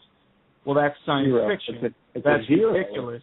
Yeah. They don't have a context for this technology in reality, and it's purposely so.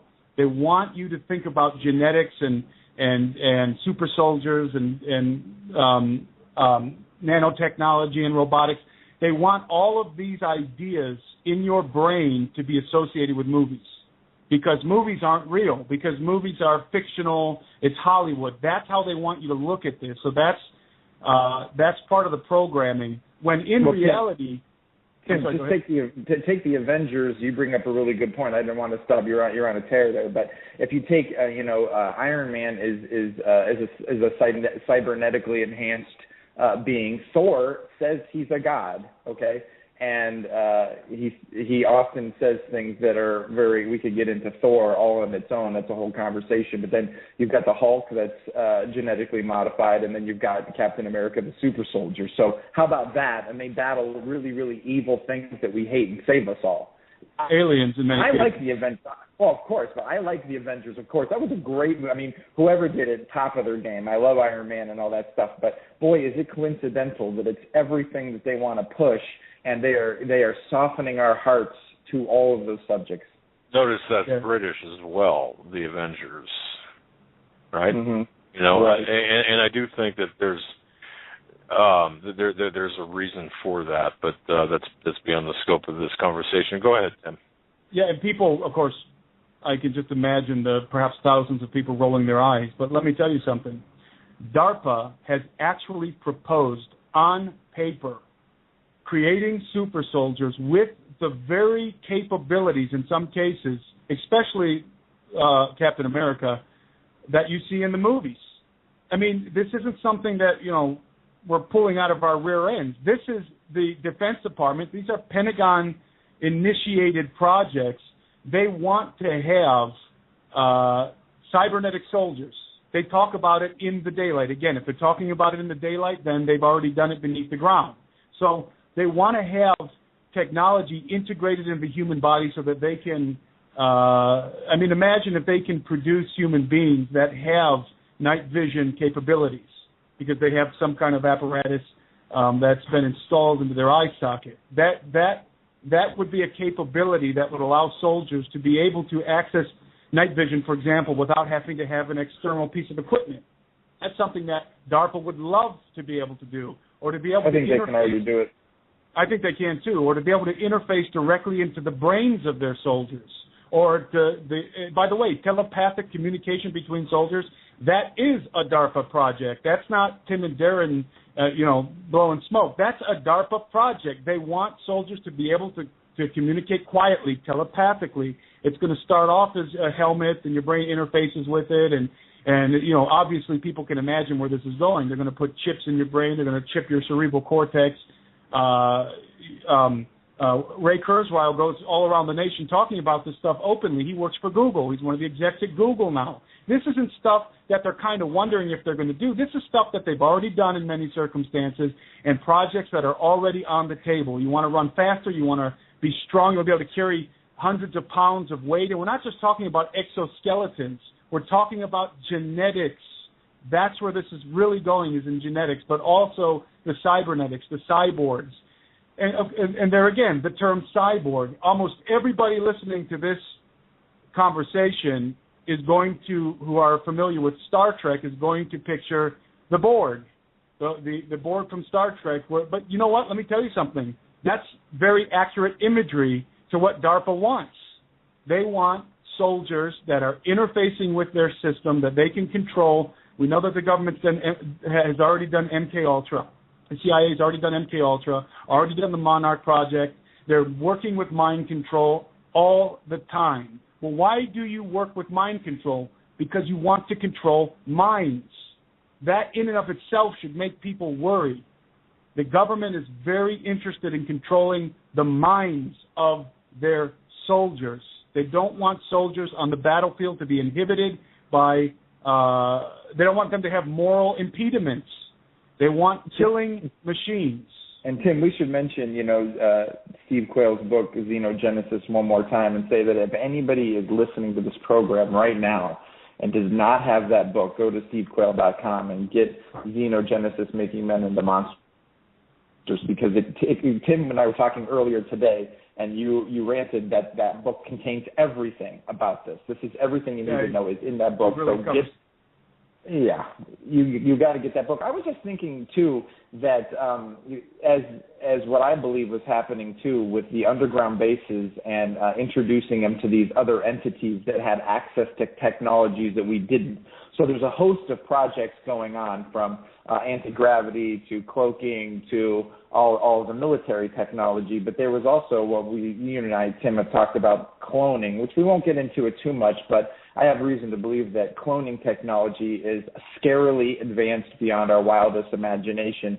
And I believe that just as in the Garden of Eden, when this entity appeared to Eve and said with the lie, you surely will not die, I do also think that underground, or whatever these meetings produced when the scientists that were in the know introduced American scientists, and perhaps it was going around the world all simultaneously, that these entities offered modern man the same type of lie, and we took it all over again.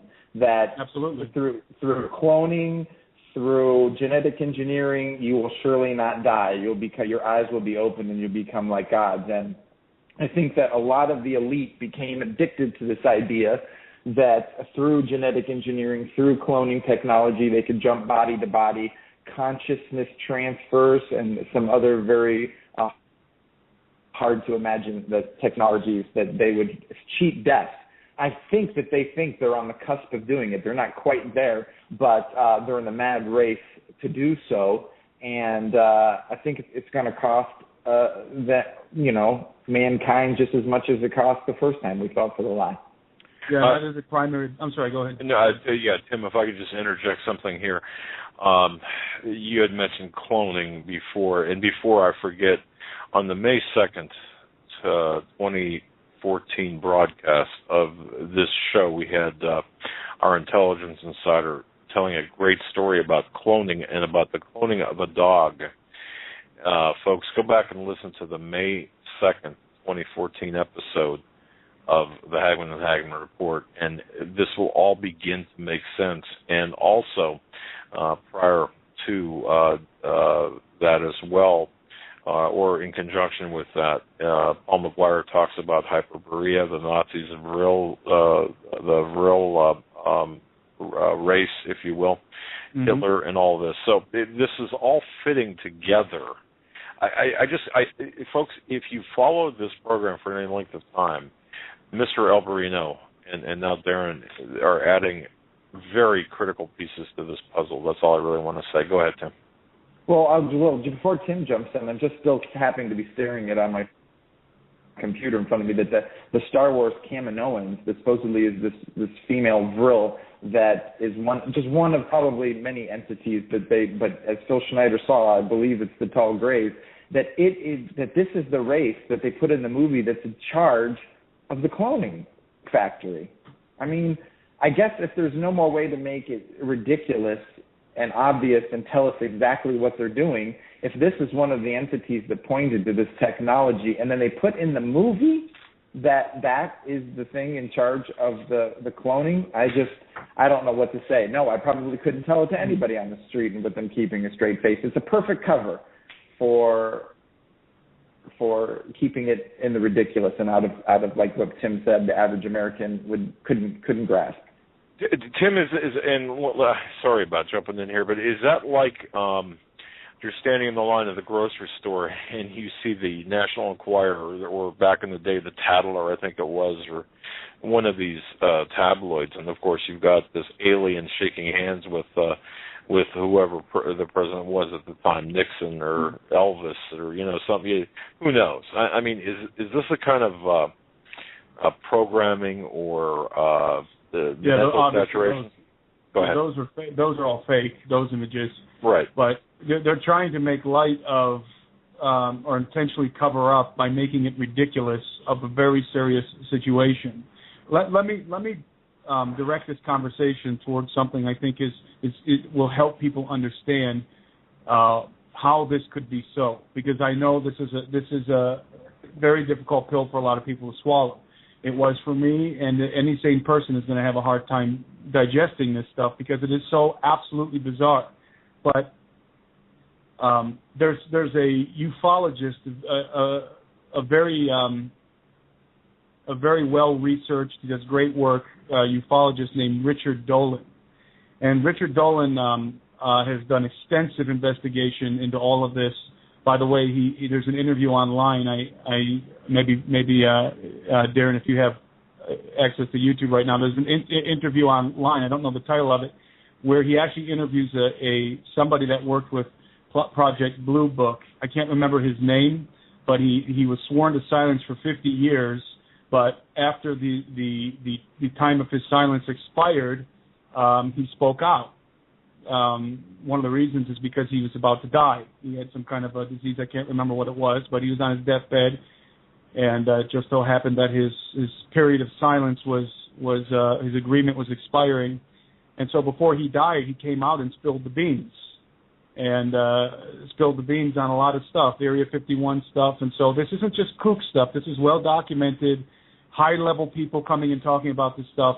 And anyway, referring to Richard Dolan, Richard has a term that he coined. He calls it breakaway civilization. I referred to that earlier.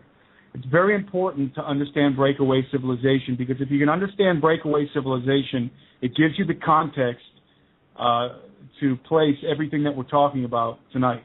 A breakaway civilization basically refers to a society or a group of people within a society that have access to high technology that is more advanced than what the general public is using. What happens is, if there is a policy of silence to cap that technology so that the public doesn't know about it, where you just trickle down little bits and pieces so that we're not stuck in the Stone Age forever, so that society can, it's kind of like handing out little pieces of candy so that society can be happy with their iPhones and with their high-tech gadgets and their movies and their Facebook and their, so to keep everybody happy, but in the background you're advancing hundreds of years with technologies that in reality could absolutely transform society and be very beneficial to society. But that is what is happening behind the scenes. Different factions. It's not one solid faction. It's different factions are working with technologies that are vastly beyond what we're using in the public world. Technologies that again are akin to Star Wars and to Star Trek. And so if you have maniacal individuals in the background, unsavory individuals working with high technology, individuals who would love to reduce the population of the Earth to 500 million people, and would love for their genetically engineered Ebola virus to be killing 10 times the amount of people it's killing right now. When you have people like that who are in control of this technology, listen, they're living in a different world than you.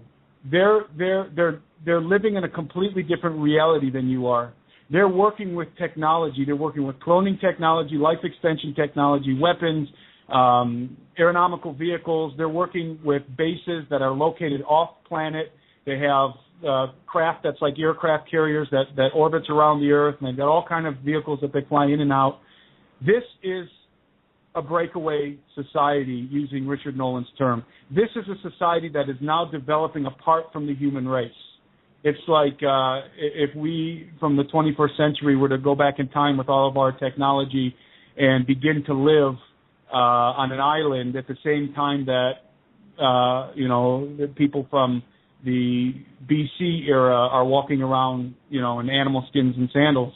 It's two societies that are both human societies that are living on the same planet, but one of the societies is working with technology that's vastly superior to the other. In fact, the other society, even though they're both human living on the same planet, can't even comprehend at this point the technology that's being used, that's being deployed, and in many cases deployed against them. They can't even comprehend it.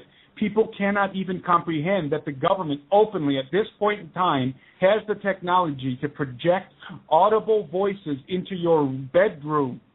And folks, this is well known. I can't give you the document right now. Google it and do the research yourself.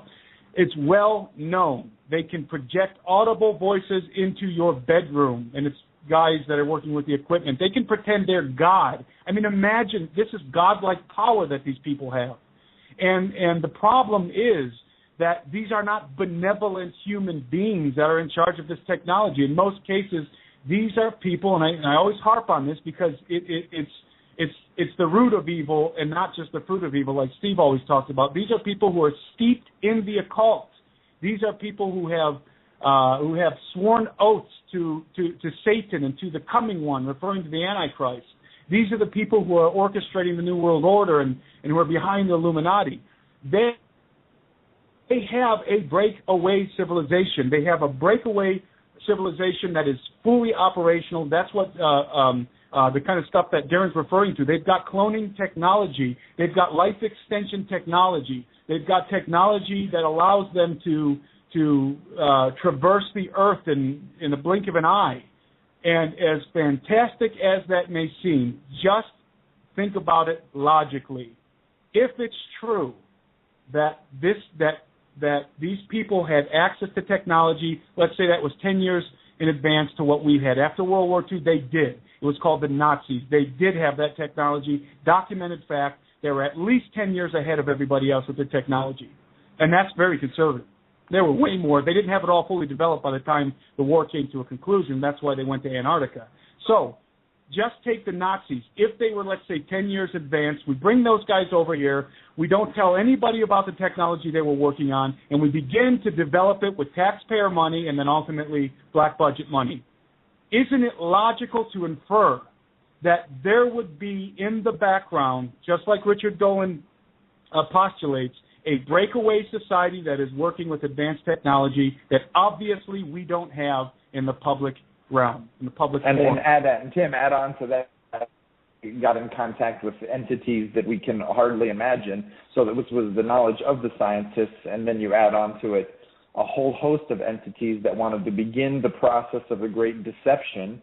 And you fast forward till there was studies, and I was researching showing that part of the Montauk experiments were sending out telepathic messages over the whole northeast of the country, and they actually had over just a phone number. They were broadcasting a phone number in the 1960s, and over 600 people called that number. Yep. So you're talking about just sending that's out documented. telepathic, and having 600 people say, "I'm calling this number that's in my head."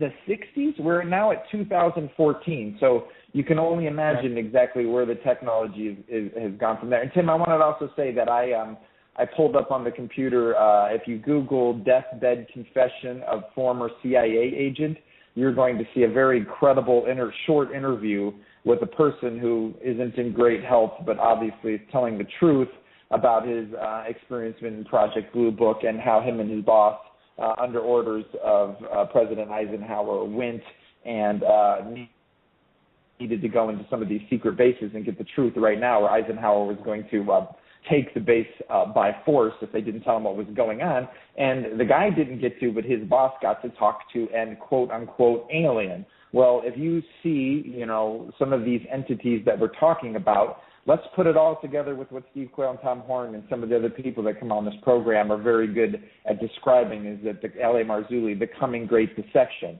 So these people are ushered into a room with an entity like this. Of course you're going to think it's an alien, and that's exactly what they want them to believe. And they're known to be great liars. You could even tell they were liars.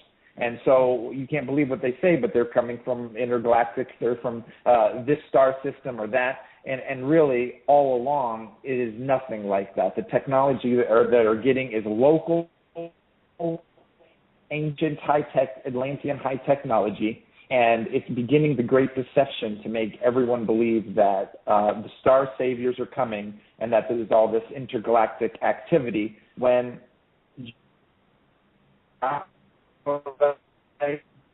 and Hagmann and even Tesla, their intellects, the more they dug into it, the more they came to the conclusion that it was not intergalactic, it's local. And that's what people, the more you dig, the more you realize this is not intergalactic. This is from here, and it's made to look intergalactic for a reason. Did I lose everybody? No, that's a good point, because the origin of this is what people refer to as angel tech. Obviously, this goes back to fallen angels. This gets traced back to ultimately to Lucifer, and that's not just the opinion of Christians. Understand that that's the opinion of Luciferians. That's the opinion of people who are operating in the highest levels of government and in media. These people, they not only believe in the occult, they not only believe in angels and demons, they believe in Jesus. They understand that they're working against the gospel, by the way. They understand that because they believe that Lucifer is going to give them a part in the coming kingdom, the kingdom that they're very convinced that he's about to inaugurate on the earth. And they're under the delusion that he will share power with them. But woe to those who get in bed with the father of lies, because they're going to get backstabbed. But the issue is that behind all of this, if you want to really wrap your head around this, you have to go back to the roots. You have to go back to Genesis, to the fall, all the way back to the garden, and understand that when the devil offered Eve that she could be as the gods or as gods, what was it that he was referring to? Knowledge. And this wasn't just esoteric, new agey, worthless knowledge. This was functional knowledge. If he told the truth in anything in that scenario, referring to the devil, the knowledge that he was going to offer her and that he was offering to her was real. It was real knowledge. It wasn't a ruse in the sense that nothing happened. And no, this is the fruit of what happened back in those roots in the Garden of Eden. What we see now, that knowledge, that forbidden knowledge, is playing out. It's coming to a close. It's going full circle back to the very first chapter of the book of Genesis. And this is the kind of knowledge that basically the human race has been paying the price for throughout all of history. I mean, we invent weapons of war, we improve weapons of war, and what do we get as a result? We get more dead human beings. I mean, this is the ebb and flow of human culture. It's the apple. By the way, I don't think it was an apple, but it's what was offered to Eve. It's Luciferianism, and it is at the heart of every single issue. It's at the heart of the occult. Tim, maybe the next. I know we're coming up to close of the hour here, but we can get into something about how the super soldiers, all this high tech, is leading to the Great Deception, because I believe the Great Deception is already here and taken a hold in the elite. There's a vast, and you said it was the breakaway society. They've embraced the Great Deception already. They are fully taken a hold of it. Probably couldn't escape if they want to, unless it probably cost them their lives. But so they're just waiting to expose the Great Deception on the masses, and that's why they're not in a rush, because they know how much is in the balance. It's all the human souls. It is the great chess match that's going on, and they have to unfold it in just the right way, lest the feisty human spirit be roused before it's time, and we fight back in ways they are not comfortable with. So it's well documented on the show. They are luring us to sleep, and slowly taking away our claws and our teeth to the point when they spring the Great Deception, it's going to be embraced by the masses, and it's just not time yet, but it's coming. And the elite have already taken a hold of the Great Deception. They've already fallen for it, and they're just waiting to spring it on the rest of us. Yeah, and they're going to spring it during a time of great cataclysm. And there is a cataclysm coming. There's both a geological and a financially engineered cataclysm coming. And it will be unlike anything the earth has ever seen. The Bible actually talks about the earth wobbling to and fro like a drunkard. Now that prophetic snippet from the Psalms is actually I don't think it's the Psalms, it's one of the prophets, actually is corroborated for whatever it's worth in the occult world and in the prophet, the Delphic oracle and these different occultic prophets and prophetesses that were divining from demons, but they were also seeing in the future some great cataclysm that was coming to the earth that would literally cause the earth something to change in the geological structure of the earth. So there's something coming that they know is coming. They're preparing the deception, and when it happens, that's the point at which they're going to unleash the deception on the masses. When we're calling out, as the Bible says in the book of Revelations, for peace and safety because of the chaos. Absolutely. That's a great place to take a break. We're at the top of the hour. We'll be right back with Timothy Alberino and his friend and researcher Darren after these short messages. You're listening to the Hagmann and Hagmann Report on this Monday, September 9th, 2014. On this Monday edition of the Hagmann and Hagmann Report, our guests are Timothy Alberino. His book is The Alberino Analysis, found off stevequayle.com. And Darren, is it okay if we use your last name? Yeah. Geisinger, yeah. And do you have a website? Can you hear me okay? No, yeah, I don't have a website right now. Support stevequayle.com and click the Alberino Analysis there. I'm just supporting them too right now. Fantastic. Well, both of you make a wonderful research co-op, if you will. Tim, I'm blown away by the information that you're providing. Darren, you as well. Both of you. That's the Alberino Analysis. The link to the YouTube channel is off of Steve Quayle's website, stevequayle.com. Tim, we're going to turn it over to you directly. You go ahead and take us where we need to go. We've got about 50 minutes left of the program, so let's rock and roll here. Okay. I want to talk a little bit about what Darren referred to, the deception that's coming, because you can imagine, I think people may be the ones that aren't, the ones who don't think that we're absolutely out of our minds at this point, can begin to understand how deceptive how potentially deceptive the deception is actually going to be. I mean, imagine if you don't even know about the stuff that's going on beneath your feet, if you don't even know about the stuff that's going on above your head that human beings are involved in, imagine the level of deception that's coming to the planet. I mean, they've got, at this point in time, they've got projects that they've been working on. For example, at Los Alamos, the U.S. Naval Research Laboratory, they've been working on research, holographic research and parapsychology research, and the whole idea is to be able to control the human mind and to project what they want, to project the perspective that they want into the minds of the American people and of the human race. And they do have the technology to do that. They have holographic technology at this point that, the only thing that we can really reference is for example, Star Trek. I mean, everybody remembers the holodeck in Star Trek. They've got technology equivalent to that at this point. Maybe not to that exact level, but it's to the point where it can fool you if you were talking to a hologram. Let's just put it that way. And just imagine, just begin to put the pieces together from everything we're talking about, the genetics, the super soldiers, the breakaway civilization, what they could be crafting behind the scenes to deceive everybody. I mean, they could virtually do anything they wanted at this point. They could make the masses believe anything that they wanted at this point.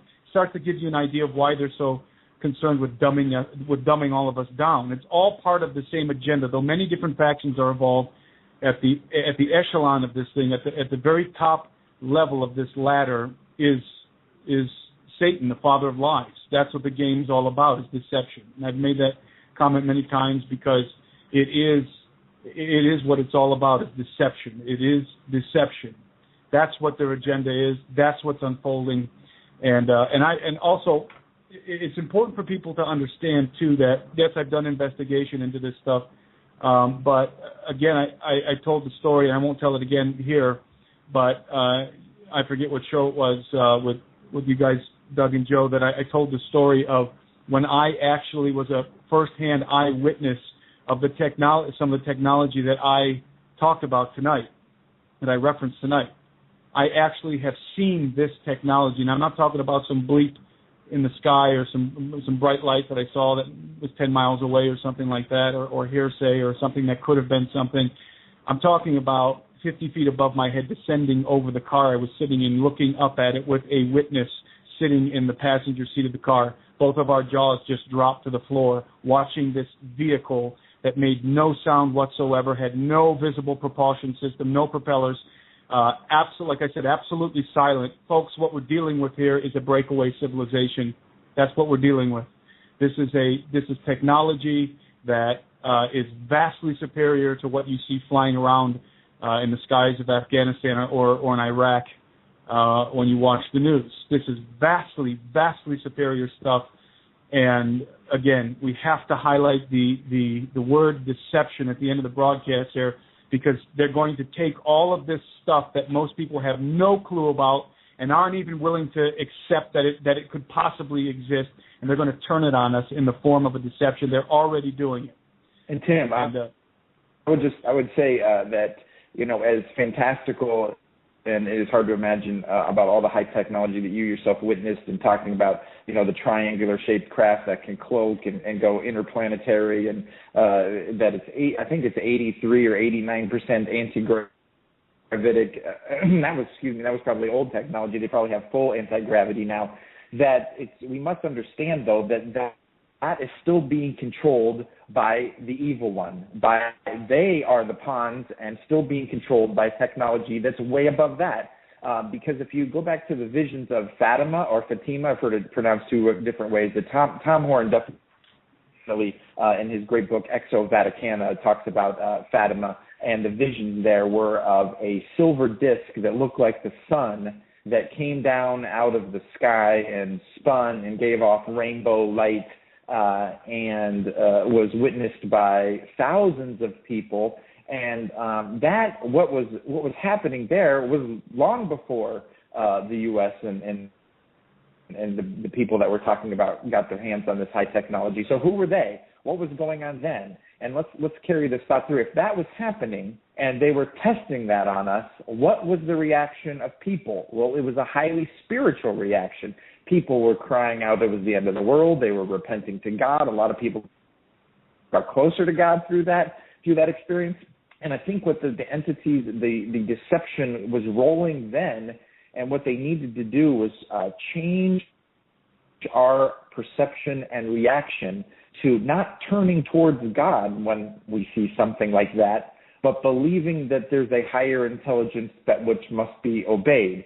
So if you were to take that same type of a mass sighting right now, and people were to see a large silver disc coming in and out of the sky and down along a group of people, I think that the reaction would not be repentance. It would not be turning towards God. I would be, and I've heard people say this myself firsthand, I always knew we came from aliens. That's a quote I heard on a fishing trip not that long ago from a grown man that is just watched too much History Channel. I always knew we came from aliens, and I think that was part of the Great Deception, that they have been carefully fostering a reaction through all of the sightings, through the Roswell and other crashes, to craft man's reaction to think of, there's a superior intergalactic force that's been watching us all along, and boy, they must be really, really a lot more advanced than we are, which it's, as I think we can get into this hour, it's not I don't believe that it is all intergalactic and an ancient alien race that seeded here. I believe it is the Great Deception, and they are exactly instituting this lie among men that and Ridley Scott's Prometheus movie was exactly that we were seeded here by ancient aliens, that our DNA came from them. And I think that I'm a huge Alien fan of the series Alien, and somewhat I always appreciated Ridley Scott's as artistic work, and he's a great director in worldly terms. And so I was tracking Prometheus coming very closely, and I was waiting because I knew the plot lines that they were going to use that were way before Prometheus came out, and what plot lines they were going to use. And I specifically remember reading an interview where Ridley Scott said, yes, I was going to do that. I was going to make a prequel to Alien, and I was going to do this, and this storyline, which was much more conventional. And someone came along, he said, that had such an extraordinary, and you guys can look this up, you can Google this for yourself. Someone came along that had such an extraordinary idea, I couldn't resist it. He was going to make a prequel to Alien that was going to be a much more conventional sci-fi movie, and someone came along and swayed him to make the engineers or whatever human-looking, and that their DNA seeded our planet. It's the panspermia lie. And right now, if I am not rambling on too much, they are coming up to a crescendo to really have most reaction across the board that we must have come from a higher intelligence source, and it's whoever comes on the scene, and they're going to wait for just the right time. And as Tim said, in a great catastrophe where we are on our knees already begging for relief, and that's when they'll come on and they'll make sense in a whole host of ways. And I think they're going to do away with some evil baddies, just like in Avengers, how the godlike people save humanity from very ugly, very nasty enemies. I think they'll do that in front of everyone. They could possibly be stopping disease. They could be helping us with nuclear reactors that are leaking everywhere, or nuclear bombs that have gone off. They could stop certain diseases or pandemics and defeat these baddies right in front of everybody's eyes and turn the lights back on and start food flowing again. And how do you think the Great Deception is going to be so great? Who is not going to believe that? You're going to see your salvation right before your eyes. And they're going to have the explanation that we come from them, and our genetics. I'll turn it right back over to Tim in a second. Our genetics are actually corrupted. They originally, when they made us, it was going to be much better than this. But overall, this time it's been corrupted, and now they need to tweak it back for us. They can make it right, and it's a mix of this and a mix of that. And if you just take this genetic upgrade or this mark, then you're going to be in with everybody and be part of humanity 2.0, which we were meant to be all along, which was godlike, which is the lie that the entity told Eve in the garden. So, yeah, here's the apple all over again. But it's taking in our human terms a long time since World War II and the Nazis to get from there to 2014, and who knows when this is going to start to really break wide open. To us, it's taking seemingly forever, but to these entities that are in control of Fatima and Roswell and whoever else is carefully pulling the strings, they're outside of time. They're timeless. They're not in a rush. They want all of the human soul. They know exactly the plan that they want to unfold, and it has to be to exactness, and they're not going to do it a moment too soon. Tim, go ahead. Yeah, it's important for people to realize that at the end of all this, in the book of Revelations, in the midst of everything that's happening, the people are going to be clamoring for peace and safety. In fact, that's what they're going to be saying, peace and safety. They'll probably be clamoring for it in the beginning, and then when these entities, these saviors come and bring stability back to the planet and right all the wrongs that are going on, that's going to be their banner, peace and safety. It's what it's going to be allegedly all about, is peace and safety. It's not going to be just some horrific scene. It is going to be a horrific scene, but when the ultimate deception unfolds, you have to think of it unfolding not as an ugly demonic thing, but as Lucifer, the angel of light, the very appealing, the very wise, light bringer, the enlightener of humanity, because that's what Luciferianism is. They believe that the God of the Jews, the God of the Christians, Adonai, is the tyrant, and that Lucifer, they view Lucifer as Prometheus. They view Lucifer as Prometheus, as the bringer of technology, the bringer of enlightenment.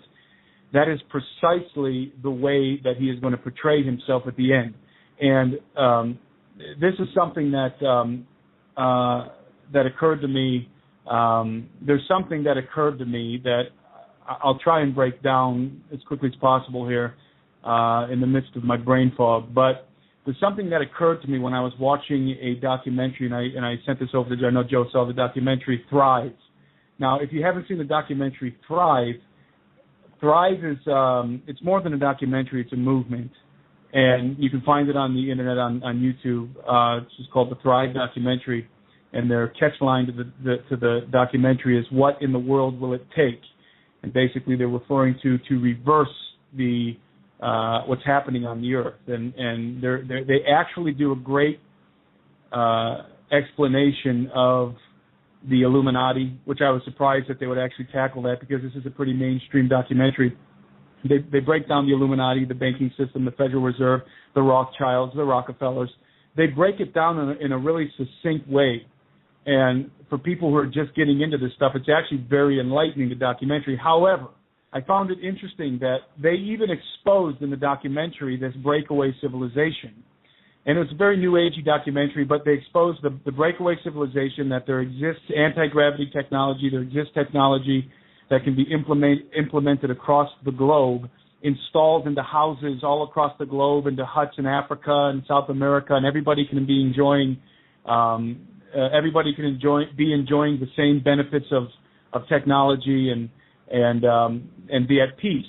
And there's an interesting wrench thrown into the whole thing at the end of the documentary, which I actually, when it happened, it caught me off guard, and I had an epiphany, and I began to laugh uncontrollably, because I realized that where this is going. At least this is my opinion. This is an Alberino analysis conjecture that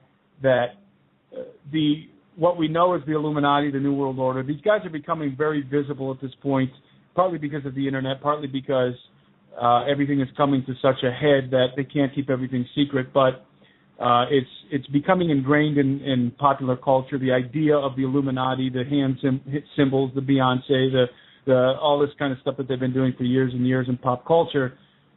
That everybody has an idea at this point. Even people who really don't do too much time investigating these issues for themselves have this sort of sketchy idea, this sort of nebulous idea that a group called the Illuminati is coalescing power, that the New World Order is coming into formation, and that they want to control us all, the prison planet ideology, reduce the population of the earth. A lot of people are awakening to that, and that's a fact.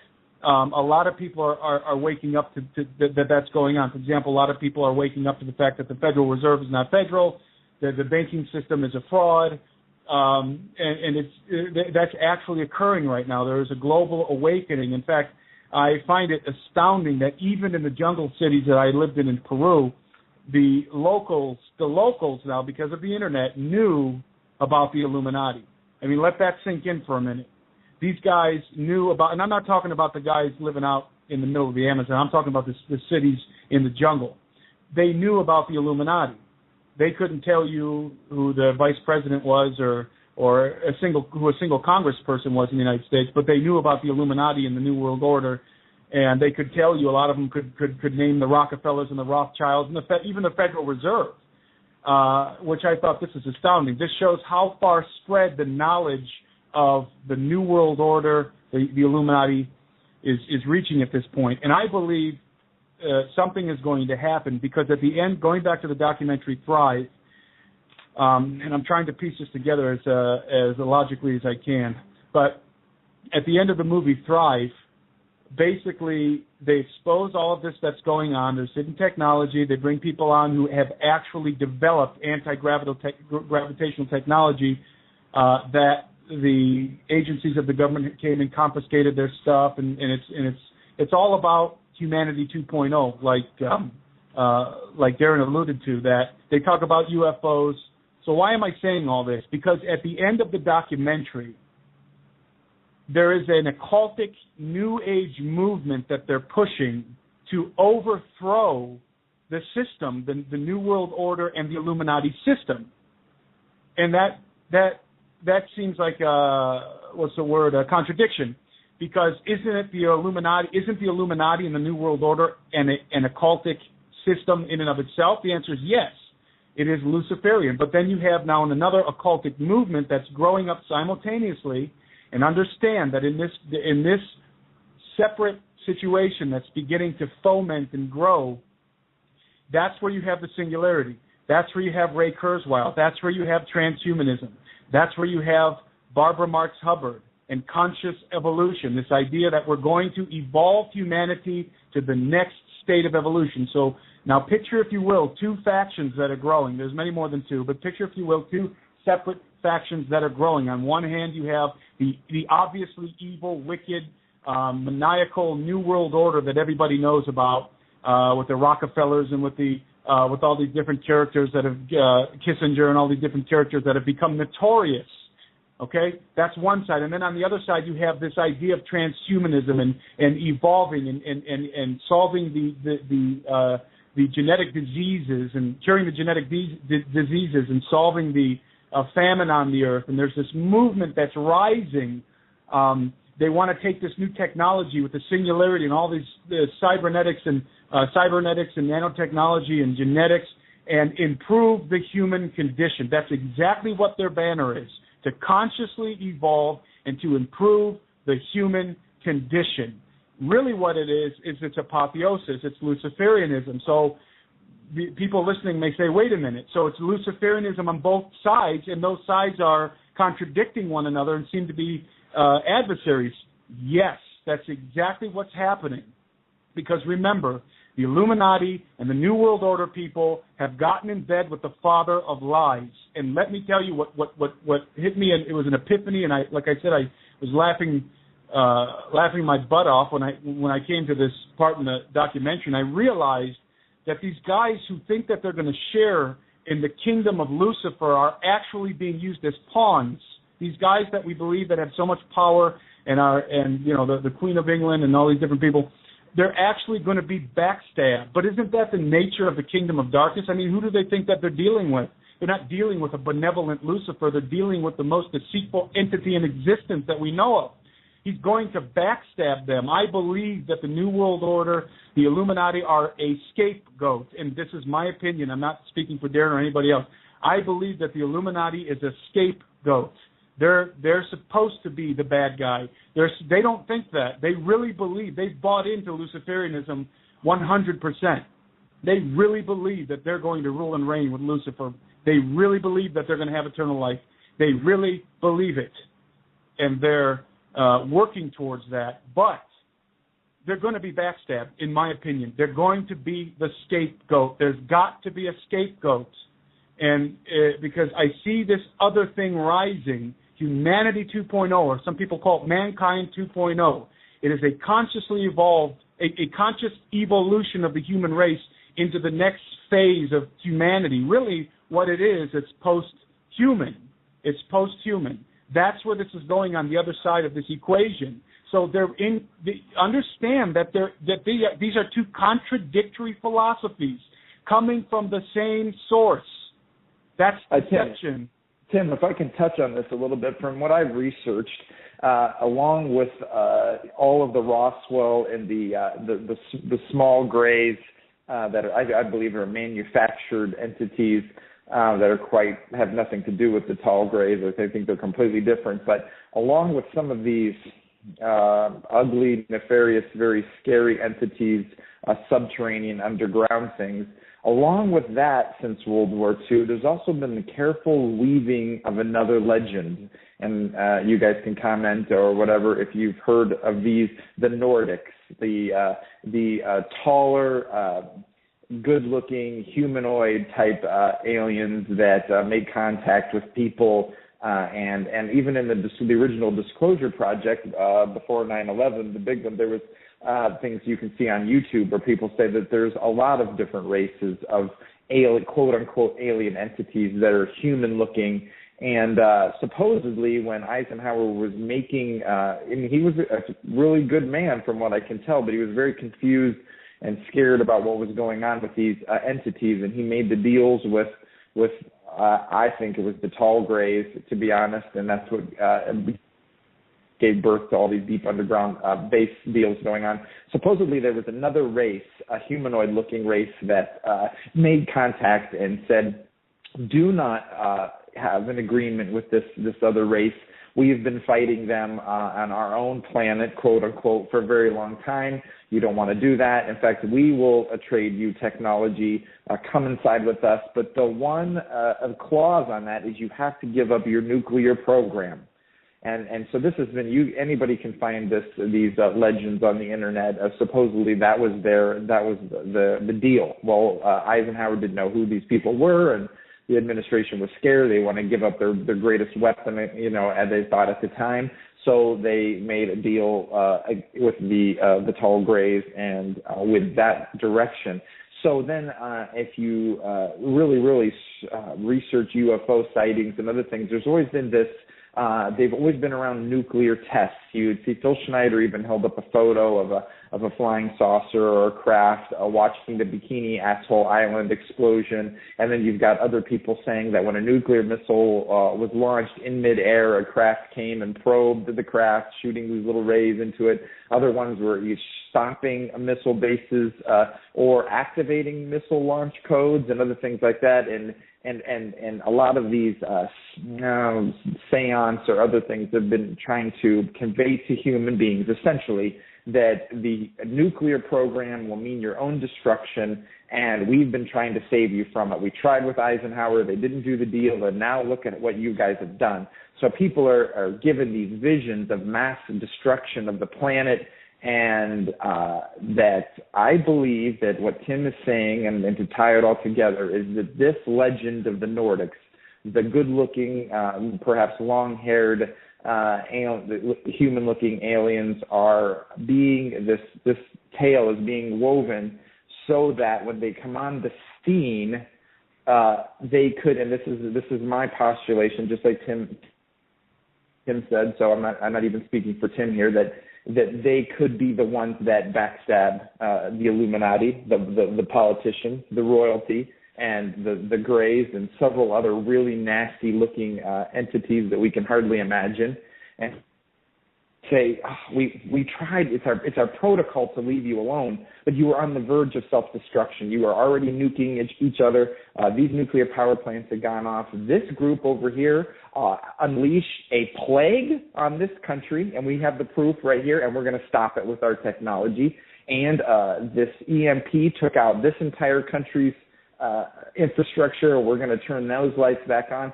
We really didn't want to interfere, but you forced our hand.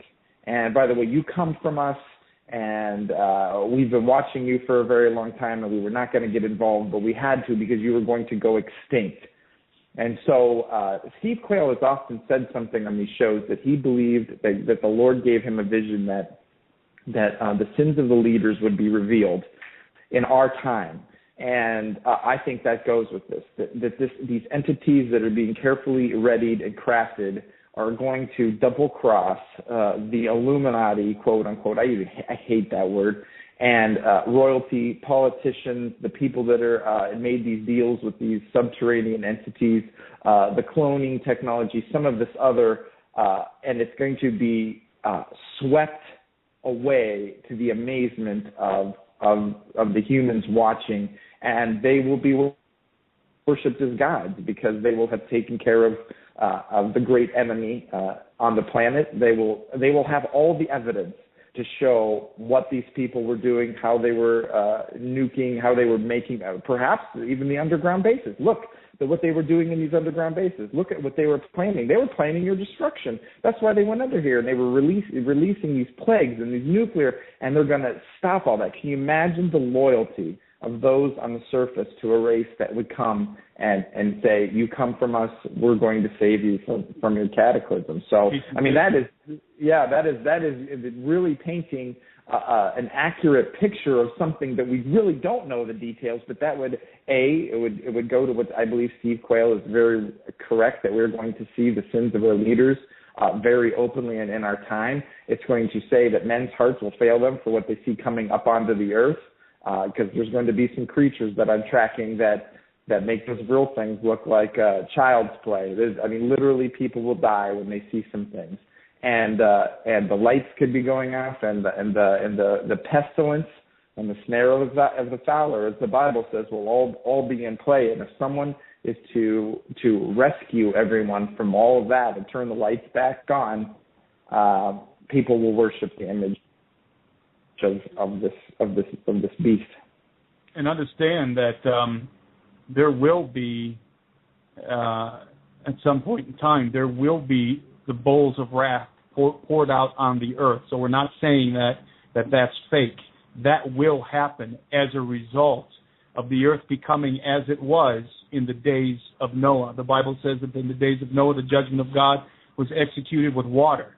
But that in the final days, the days which will be like the days of Noah, will be executed, the judgment will be executed with fire. And so we're not saying that the judgment is a farce. No, it's going to happen. But what's going to happen first, as the apostles said over and over, is the deception. The great falling away is coming first. It hasn't happened yet. And what can unite all the religions of the world? What can unite all these different faiths and ideologies? Well, it's not very difficult if the whole world is in cataclysm and then these beings show up and save us.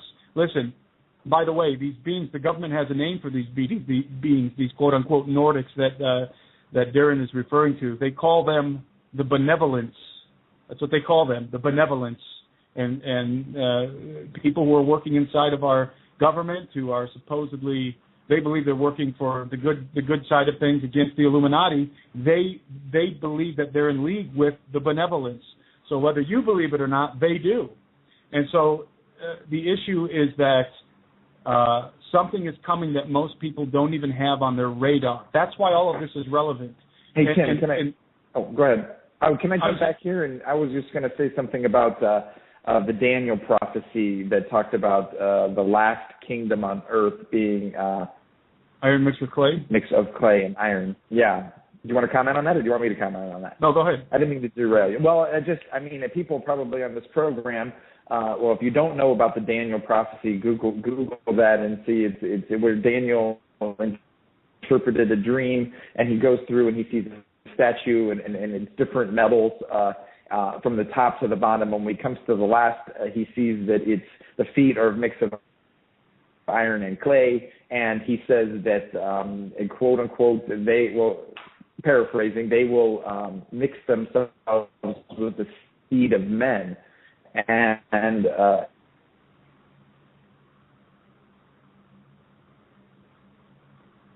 did we lose lost Darren? Yeah, what he was saying was I think we lost him. They will not cleave together, as the prophecy in Daniel says, that the miry clay and the iron will not cleave together, will not mix together, and that's what is in the 10 toes of the statue in the dream that he was referring to. Go ahead, Tim.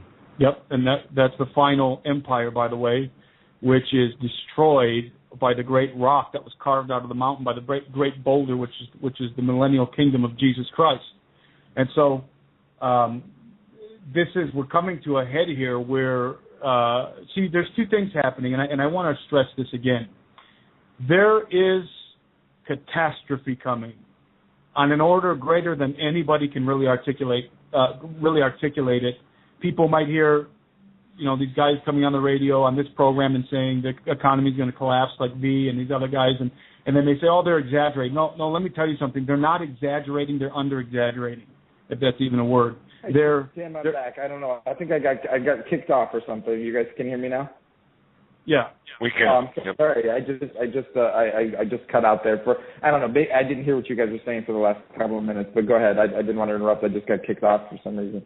No, I was just saying how these guys that are predicting catastrophe, financial catastrophe, they're not even able to convey what it's really going to look like, because it is going to be an absolute collapse of everything. And it is an engineered collapse, partly. There's an engineered part to it, and there's a geological part to it. And this situation is going to give rise to the call for peace and safety. And I don't believe that peace and safety is going to come from the guys who everybody already knows are the bad guys. I think they're the scapegoat. And when the peace and safety comes, it will come from a class of beings. And believe me, they're going to be fallen angels, or they're going to be beings that are taking their orders from fallen angels, that are going to show up on the scene and are going to usher humanity into the golden age, the new golden age. And the prophecies in the occult world refer to it as the golden age, in which the golden race will arise. And what is the golden race? It is a race of human beings that, just like in the golden age of the early days, when the gods mingled with men, that the golden age will be resurrected and men will become like gods again. And that's genetic. That has genetic connotations to it.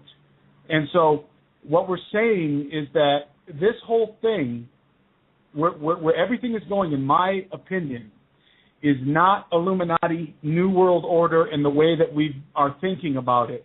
It's going towards something it's moving towards something that I call the new human paradigm. It's the new human paradigm, in a word, apotheosis. That's where this is all going to.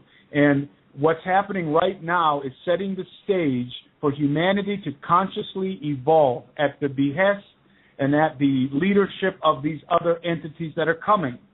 And it will be, listen, the genetic revolution is going to happen. Everybody needs to understand that the genetic revolution is inevitable. And that's why the super soldier situation, because whatever the Pentagon's doing in the open, engineering super soldiers, whatever, always is going to leak out to the public intentionally. Always. Not the stuff they're doing under the ground necessarily. The stuff they're doing above board is always going to leak out to the public. It's going to cross over into the public forum, and that's why the human artificial chromosome, the 47th chromosome, is so crucial, because through that platform, we can become, as the Luciferians will tell you, like gods. But what we will be doing is we will be sacrificing the genetic trademarks that make us human. Okay? Understand that we have genetic trademarks as the human race that make us human. Yeah. Can you hear me, Tim? Yeah. Is it garbled at all? Because you guys are sounding a little bit garbled. It's breaking. It's coming in and out. Well, this is what I was just saying. It seems like everything's okay on my end, but that's what I was saying about the Daniel prophecy about the kingdom that was going to mix. I mean, they have to be something that can mix their seed with the seed of men, and that's what Jesus said is, as in the days of Noah, so will it be when the Son of Man returns, and that was nefarious angelic entities mixing themselves with the human race. I mean, the Daniel prophecy spells it out right there, and I'm sure that they'll have a number of ways. You can either, if you're existing already, you can upgrade genetically through the way Tim is talking about, or you can mix marry and have children with these things. That's why how convenient that they will be human looking. But doesn't that kind of answer exactly what he meant by as in the days of Noah, so will it be when the Son of Man returns? And all of these technologies are converging together. All of these technologies and the occult and the philosophies behind this, eugenics, conscious evolution, you can imagine it like three circles that are being squished together, and in the middle they're going to get the same result, or they're all pushing towards the same result, which is the new human paradigm, because there is a new human paradigm. We're already seeing it happen. It's already coming into play. How human is human? How human is human? That is not just a rhetorical question. That is a question that guys like Ray Kurzweil, that's a question like the people that the leading transhumanists are already grappling with, because the technology is in the public arena is almost to the point where we actually, let me say this. I was and this was pretty astounding to me. That the other day I was watching Fox News, and they had some guy on that I can't remember who he was, but he worked with some kind of a genetics lab, and he made the statement. He said, our lab right now can already change or determine, with 100% determine, the color of your baby's eyes, the color of his hair, his complexion, and some various different external features. They can already do that right now. And this is mainstream, but the guy said we're not doing it yet. And the commentator, the guy that was interviewing asked him, well, why aren't you? And his response was because the debate isn't worth it yet. It's not worth debating it yet. That was his response. It's not worth fighting about it yet, because ultimately the technology is going to get to a place where we won't have any choice. This is how we cure cancer. This is how we do this. This is how we do that. It's going to be integrated inevitably of its own momentum into society.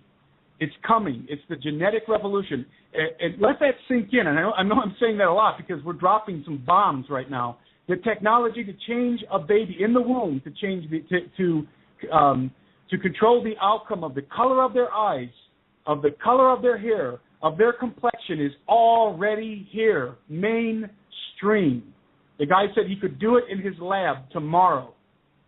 Let that sink in. We are right on the cusp of a major genetic revolution, and the question of the future is what does it mean to be a human being? By the way, one of these groups, I can't remember if it's the Benevolence or if it's the Greys or whatever, these other entities, allegedly have shown, back in the 50s and 60s, have shown President Eisenhower and other people, allegedly, a holographic projection of Jesus being crucified on the cross. And their explanation was, we manufactured this whole scenario. It happened, but Jesus was one of us, and we did it for A, B, and C. A holographic projection that they claim to be in possession of. Whether or not that's true, imagine the ramifications if that actually surfaced. And it's absolutely false. Obviously false. It's a lie. But imagine the delusion that would just consume the human populace of the planet. The stuff that we're talking about began to happen in the near future. And whether or not aliens are involved or the Illuminati, push all that away and just focus on transhumanism and conscious evolution, humanity 2.0, even with all the other elements out of the picture, that is going to happen. It is absolutely going to happen. It's wow. It's incredible. By the way, we just lost Darren, Tim. So as an FYI. So go ahead and continue. I mean, while we try to get Darren back, this is incredible information. And we have 12 minutes left of the show, just to let you guys know. All right. Yeah, so you can imagine all of these things converging. All of these things converging together, all the cataclysm, all the financial collapse that we've been warned about, and it is going to happen. Much of it engineered, like I said, a lot of it geological. All of this stuff is converging, and it's converging at a rapid pace right now. Order out of chaos means a lot more than people think. I think that the Illuminati are bringing in the chaos. They think they're going to bring the order, but I don't believe they are. I believe that they're just agents of chaos. The order is coming from somewhere else, and it is going to be far more potent, and it's going to be a delusion and a deception to the likes of which people can't even imagine right now. And again, it's going to incorporate all these other elements. People are going to say, for example, let me just ratchet this down to a very practical scenario. Very practical scenario. I want you to imagine an Ebola-like virus that is spreading across the earth, much in the way it is now, but times 100. And millions of people, let's just say hundreds of thousands of people are dying. But somebody comes up with a vaccine or a cure that involves splicing into the human genome genetic information from some animal that's impervious to the disease. Okay, let's say a raccoon for the sake of argument. So we have some similarities between the genome of the human being and the genome of the raccoon, which we do. And if we take these genes, these specific group of genes, and we replace them with these specific groups of genes in the human genome, we're not going to get people walking around with raccoon ears and black and white stripes, but that genetic material will render the virus ineffective against the human race, okay? As crazy as that sounds, I want you to understand that right now, even as we speak, Monsanto is looking into a vaccine for Ebola. It's funding experimentation to develop a vaccine against Ebola. What does Monsanto do? What do they do? Genetic engineering is what they do.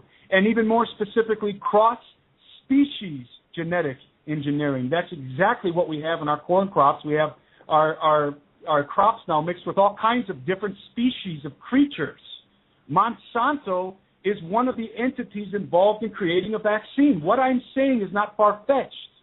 It is literally right around the corner. The question is, what will you do? What will you do if you have to choose between remaining fully human or dying fully human? I mean, remaining fully human and living fully human, or, becoming not fully human and living, or remaining fully human and dying. What will you choose? That's not far-fetched. That is a practical scenario that is right around the corner. I'm telling you, it's right around the corner. And like I said, the fact that Monsanto is involved in working on a cure or vaccination for Ebola should absolutely confirm that what I'm saying is true. And they're coming up with genetic theories. And Tim, that makes it so much more important, the fully God, fully manhood of Jesus Christ, that he was fully man so that he could die for fully men. Right. So could you expound on that just a little bit? Yeah, there are, even in the book Exo Vaticana by Tom Horn and Chris Putnam, they deal with this question, which is a crucial question. What are the factors involving redemption of clones? Are clones redeemable? Are genetic cross-species genetic humanity 2.0 people redeemable? How human does one have to be to qualify for salvation via the cross of Jesus Christ? I mean, these are questions that churches should be dealing with right now. In the face of the rise of transhumanism, churches across the world should be dealing with these issues, but they're not.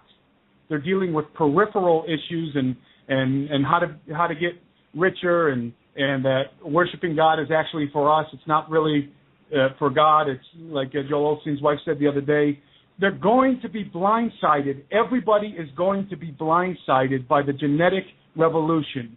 Very few people are preparing themselves for the implications of the genetic technology that we already have. Again, let me tell you the two things that we already have right now. This is not conspiratorial. This is documented fact. We have, number one, the ability to change the color of a baby's eyes, hair, complexion, and some other superficial details of their appearance. We have that for sure. Number two, we have artificial chromosomes. We have a chromosome, a human artificial chromosome that is capable of changing up to 1 million base pairs at a time inside of a genome. 1 million base pairs at a time, and it is a human artificial chromosome. So just take those two pieces of data and then add in the Monsanto situation. That should be enough to prove to anybody listening that is having a hard time accepting what I'm saying right now. That is the proof. This is happening. It's happening right now, whether you like it or not, whether you believe in it or not. If not you, your children are going to have to decide whether or not they're going to upgrade to Humanity 2.0. And if they don't, they're going to be there's a new faction of human beings. There's a new division of race that's coming. I'm not very articulate right now, but there's a separation that's coming within the human race. There is those who are electing to upgrade and those who aren't. And how do you think that those who aren't are going to fare in society? I mean, imagine your child having to go to college and compete with other people's children who have cerebral cortex upgrades because they have chips in their cerebral cortex that allow them to store vast amounts of information. This is coming.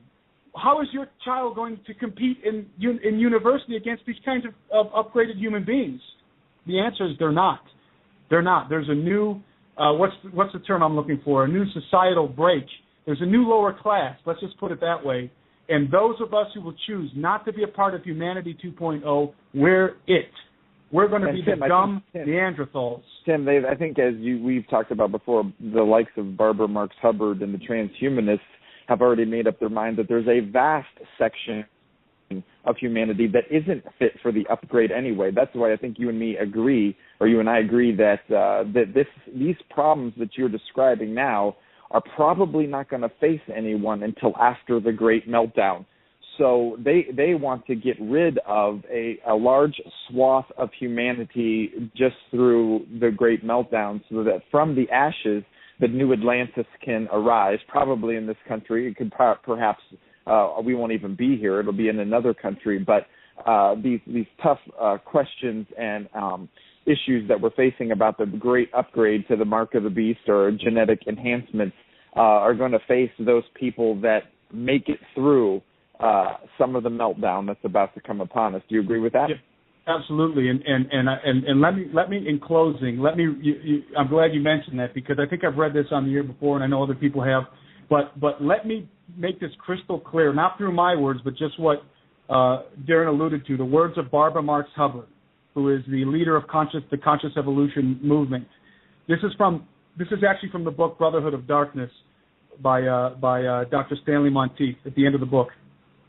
It says, some people believe, hold on a second, here we go. Barbara Marx Hubbard is one of the leaders of the New Age movement. In her book, The Book of Co-Creation, she discusses the hidden meaning of the revelation of St. John the Divine.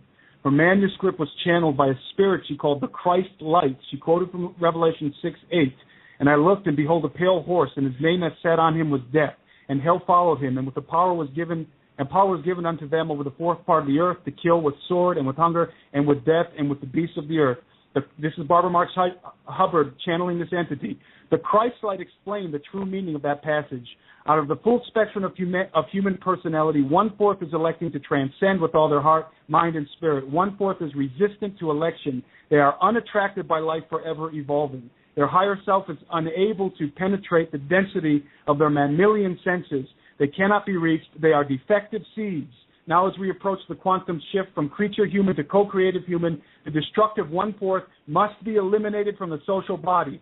Fortunately, you, dearly beloveds, are not responsible for this act. We are. We are in charge of God's selection process for planet Earth. He selects, we destroy. We are the riders of the pale horse, death. We come to bring death to those who are unable to know God. We do this for the sake of the world. The riders of the pale horse are about to pass among you. Grim reapers, they will separate the wheat from the chaff. This is the most painful period in the history of humanity. You do not have to participate in the destruction. You are to be responsible for the construction which shall begin as the tribulation comes to an end. That was spoken through Barbara Marx Hubbard through an entity that she was channeling. So that shows you what they think about us. That's phenomenal. Gentlemen, we've reached to the end of the program. I just want to say thank you, Timothy Alberino, the Alberino Analysis, Darren Geisinger. Darren, also a researcher with Timothy Alberino. Folks, go to stevequayle.com. On the right-hand side is a link to the Alberino Analysis. Sometime within the next 12 hours, it'll be on Hagmann and Hagmann.com. And you'll be able to link directly to it from Hagmann and Hagmann.com. But for now, it's stevequayle.com. Gentlemen, thank you so very much. You've been very gracious with your time. I know that you don't feel well, but you did very well in explaining this, which is, boy, I do hope you come back because there's so much more to talk about. Darren Thank you so much for your expertise. Thanks for having me on. I appreciate being on. Keep up the good work, you guys. All right, sir. And Tim, thank you so very much for everything you do. God bless you, my friend. Please, both of you, back on. Go. God bless you guys. Okay, it was a great good show. night. Bye. Well, folks, that'll do it for us. Until tomorrow, just stay safe. God bless. Tomorrow we have a very special guest, the author. Bill Bassar. Bill Bassar, the author of 95 Theses. Go out there. That's going to be an incredible program. You don't want to miss that. Until tomorrow, stay safe and have a good night.